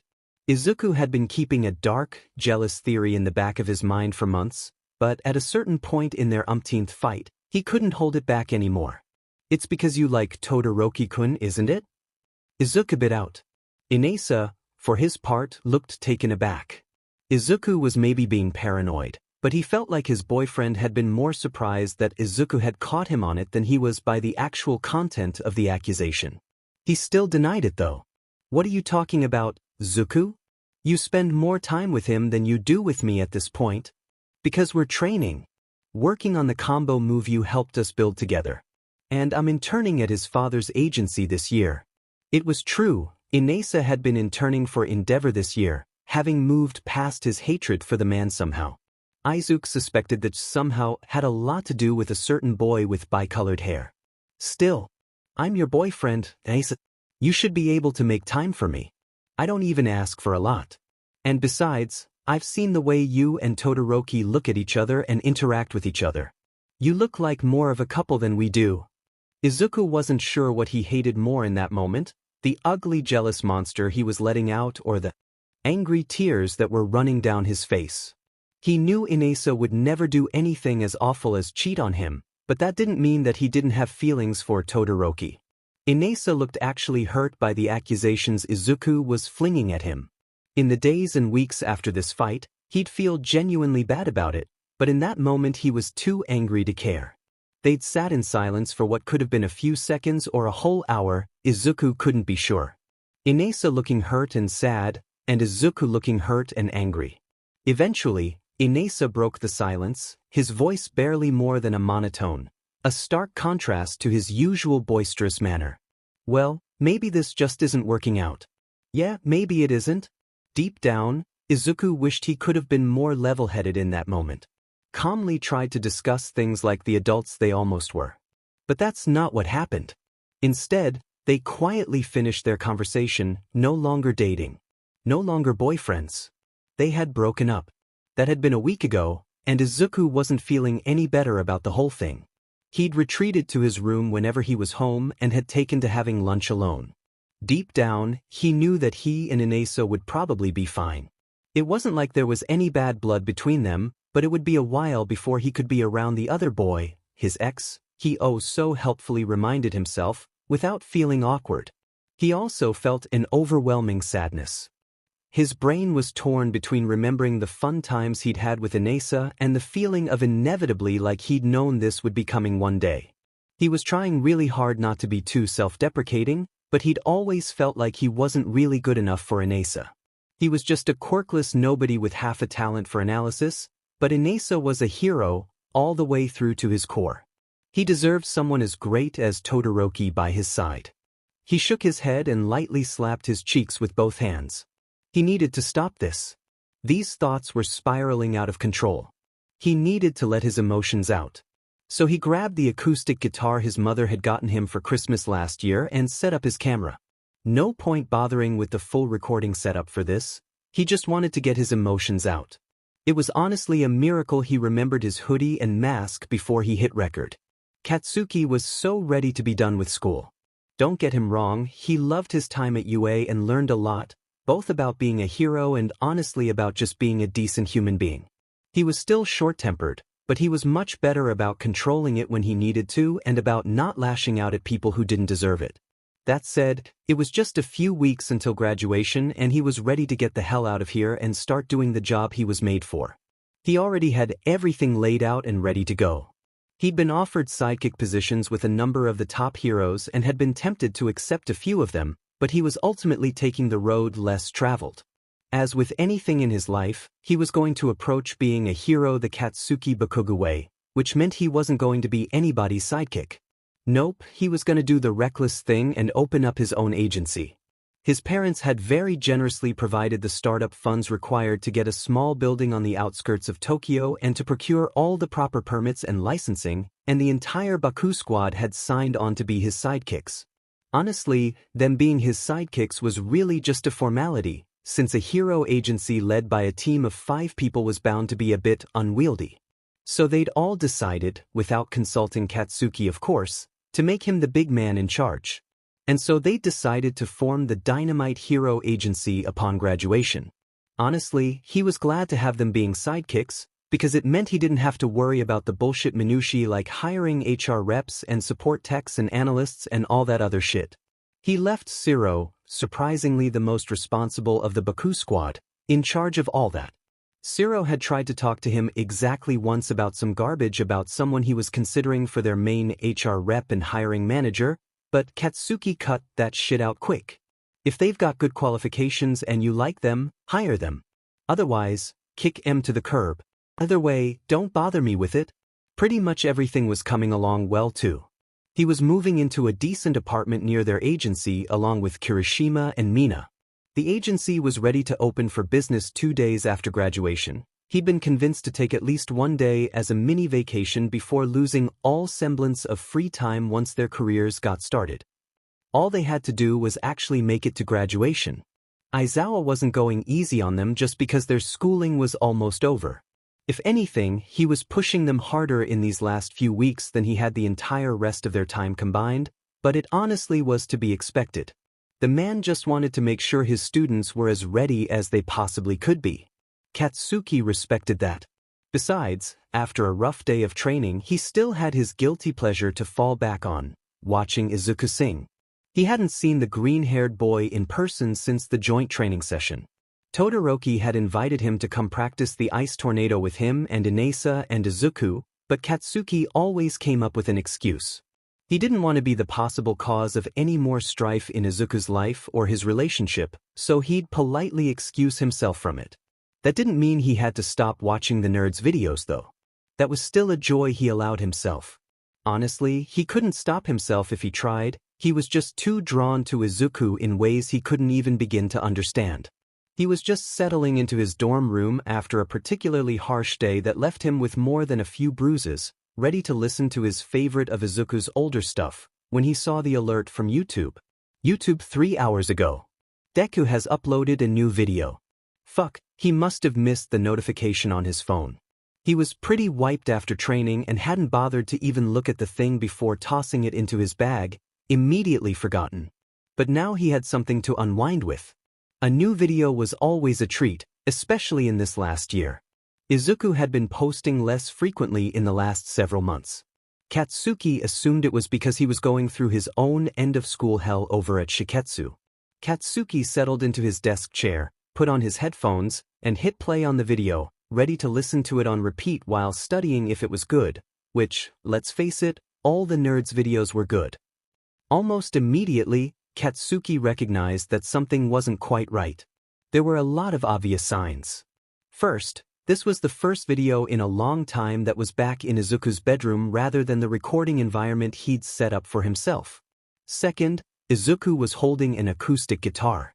He'd never provided his own instrumentation before, always used backing tracks of some kind or other. On its own that wasn't a problem, it was pretty cool in fact, but there was something about it right now that seemed off. Third, the limited edition Bronze Age All Might TM figure that had sat in the middle of Izuku's shelf in full view of the camera in his earlier videos was gone. There was nothing standing in its place, it was just an empty void in the middle of all his other figures. Lastly was the least obvious sign to casual observers, but to Katsuki it might as well have been painted in giant letters on Izuku's face. His eyes were incredibly sad. He almost looked on the verge of tears to Katsuki, and he should know having seen and caused Izuku crying many times.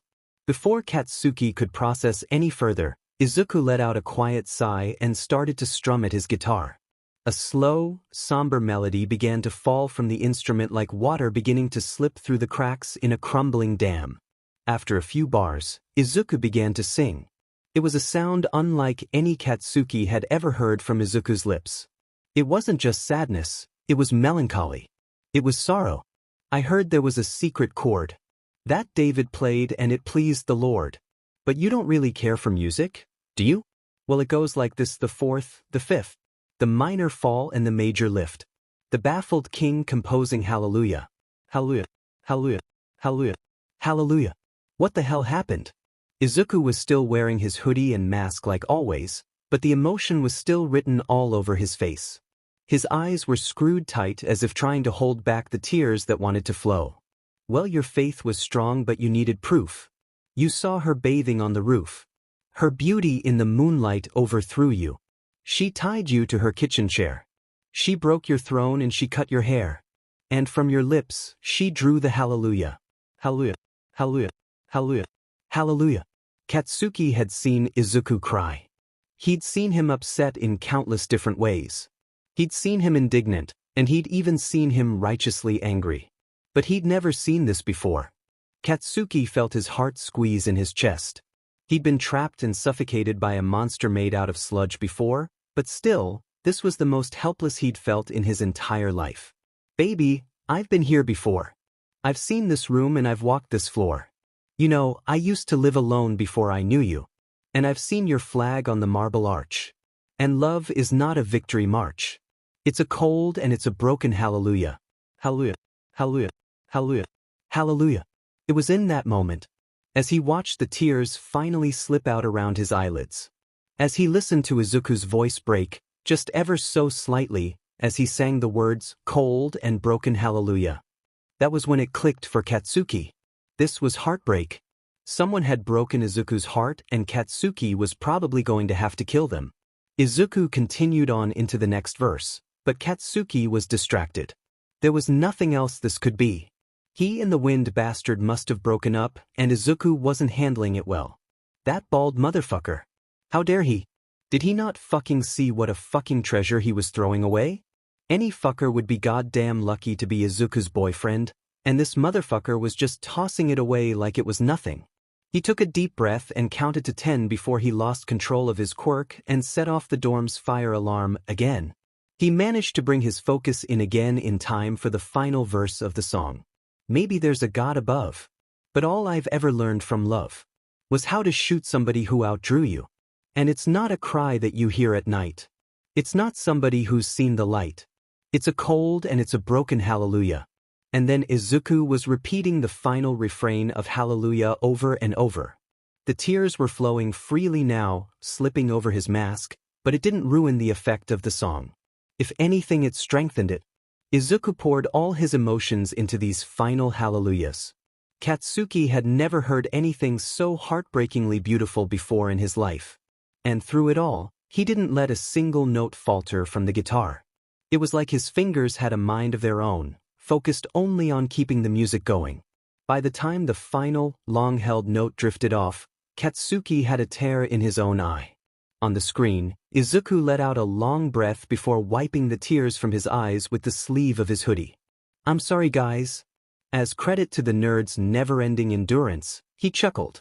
It was the saddest laugh Katsuki'd probably ever heard, but it was still a laugh. "This is gonna sound so emo of me, but my boyfriend and I broke up last week and I just needed to let my emotions out. I know it's not exactly the fun and joyful stuff I usually do, but it was something I needed. Feel free to give it a miss if you didn't like it." He took another breath, this one deep and shaky. "Just remember, I love you all. Thank you." And then the video was over. Katsuki sat staring at the recommended videos for who knows how long before he finally came back to his senses. And Baich came to his senses he meant, was filled with indignant rage. He knew what was most important now though. As much as he wanted to blast his way to the other side of the country and blow up Baldi's fucking face, Izuku needed support more. The problem was he couldn't exactly give it himself, at least not directly. There was every reason to believe that Katsuki may have had some small role to play in the breakup, and even if he didn't, Izuku had no reason to want any kind of comfort and support from the guy who'd made his life hell for so many years. But Katsuki wasn't gonna just sit there and do nothing. Fortunately, he had made his throwaway KM0715 account that would work perfectly. A comment didn't seem like enough though. Who knew if Izuku even read his comments? Katsuki certainly fucking wouldn't.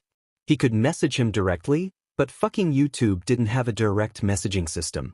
Letting out a great sigh, he downloaded Twitter onto his phone, something he'd sworn never to do, and started creating a throwaway account by the same name.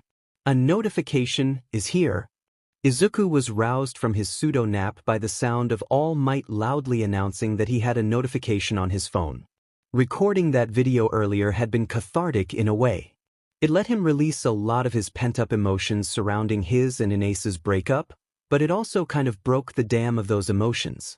He'd had to edit and upload the video through his tears and then immediately collapsed into bed, still in his hoodie, to pass out for a few hours. He rolled over in bed slowly, his eyes crusty and gross, probably red from crying so much. Sometimes he hated how much of a crybaby he still was, despite being basically an adult at this point. He sighed and grabbed his phone to see what the universe wanted from him now. Twitter 1 minute ago. New direct message request from @KM0715. Izuku sat bolt upright in his bed. He was getting a DM from KM0715? Izuku of course knew the username. He'd never wanted to reply to any comments on his videos, mostly because he'd been too shy to engage, but also because he feared being messed with by trolls, but he couldn't ever stop himself from reading every single one. KM0715 had started leaving comments a little under a year ago, around the beginning of third year, but whoever they were, they'd quickly watched and left comments on every single one of Izuku's videos. And they didn't stop there. They picked a fight with every single commenter who ever said anything even remotely negative about a video, and left glowing praise on every new video he uploaded. Honestly, Kim had been a huge source of motivation for Izuku without ever intending to. Whenever he'd felt down or discouraged about his abilities or the relevance of his videos, there was a comment from Kim telling some troll to shut the hell up because Deku's amazing. Either that or they were just commenting on a new video saying, "Deku, your fucking voice is like a dropkick to my gut in the best fucking way. Don't ever fucking stop doing this and don't ever let any motherfucker tell you that you ain't worth shit. They're just jealous little bitches." Honestly, they were a little vulgar, but Izuku didn't really mind it. It was honestly kind of charming when that kind of language was used in defense and support of him, instead of to put him down like Kaken used to do. Honestly, a lot of Kim's language reminded him of Kaken, but that was ridiculous. Izuku couldn't even imagine what the blonde's reaction would be if he found Izuku's channel and figured out it was him. But whoever they were, Izuku really appreciated Kate. He was a little embarrassed to admit that he'd actually tried to cyberstalk the username, which included Izuku's birthday.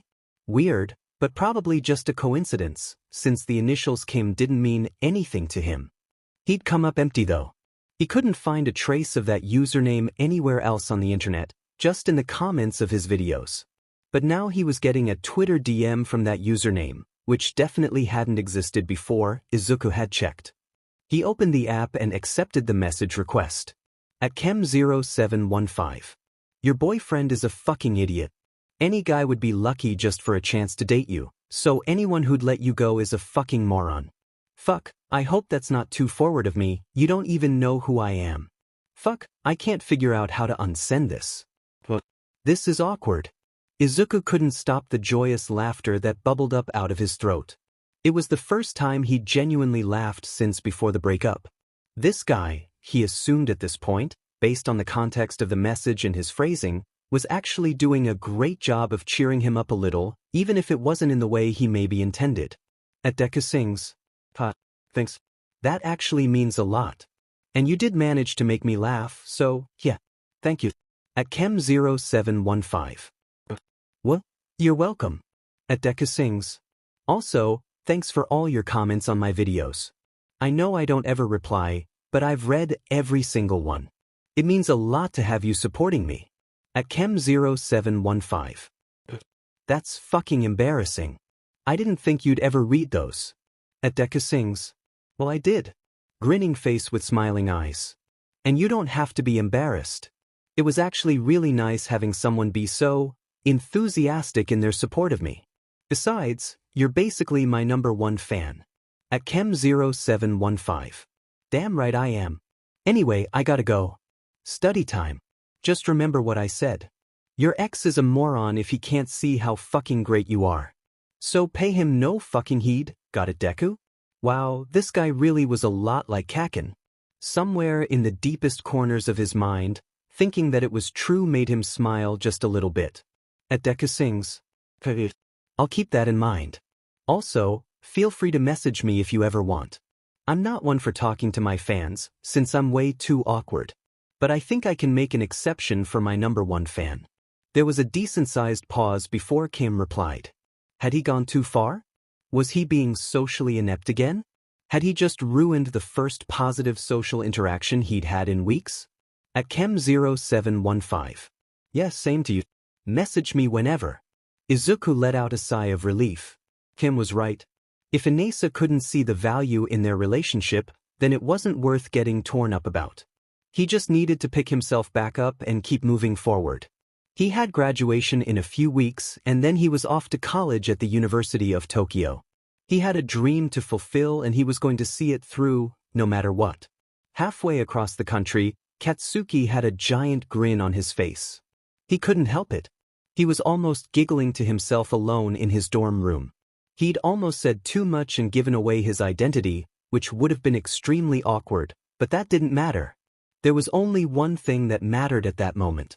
I made Izuku laugh,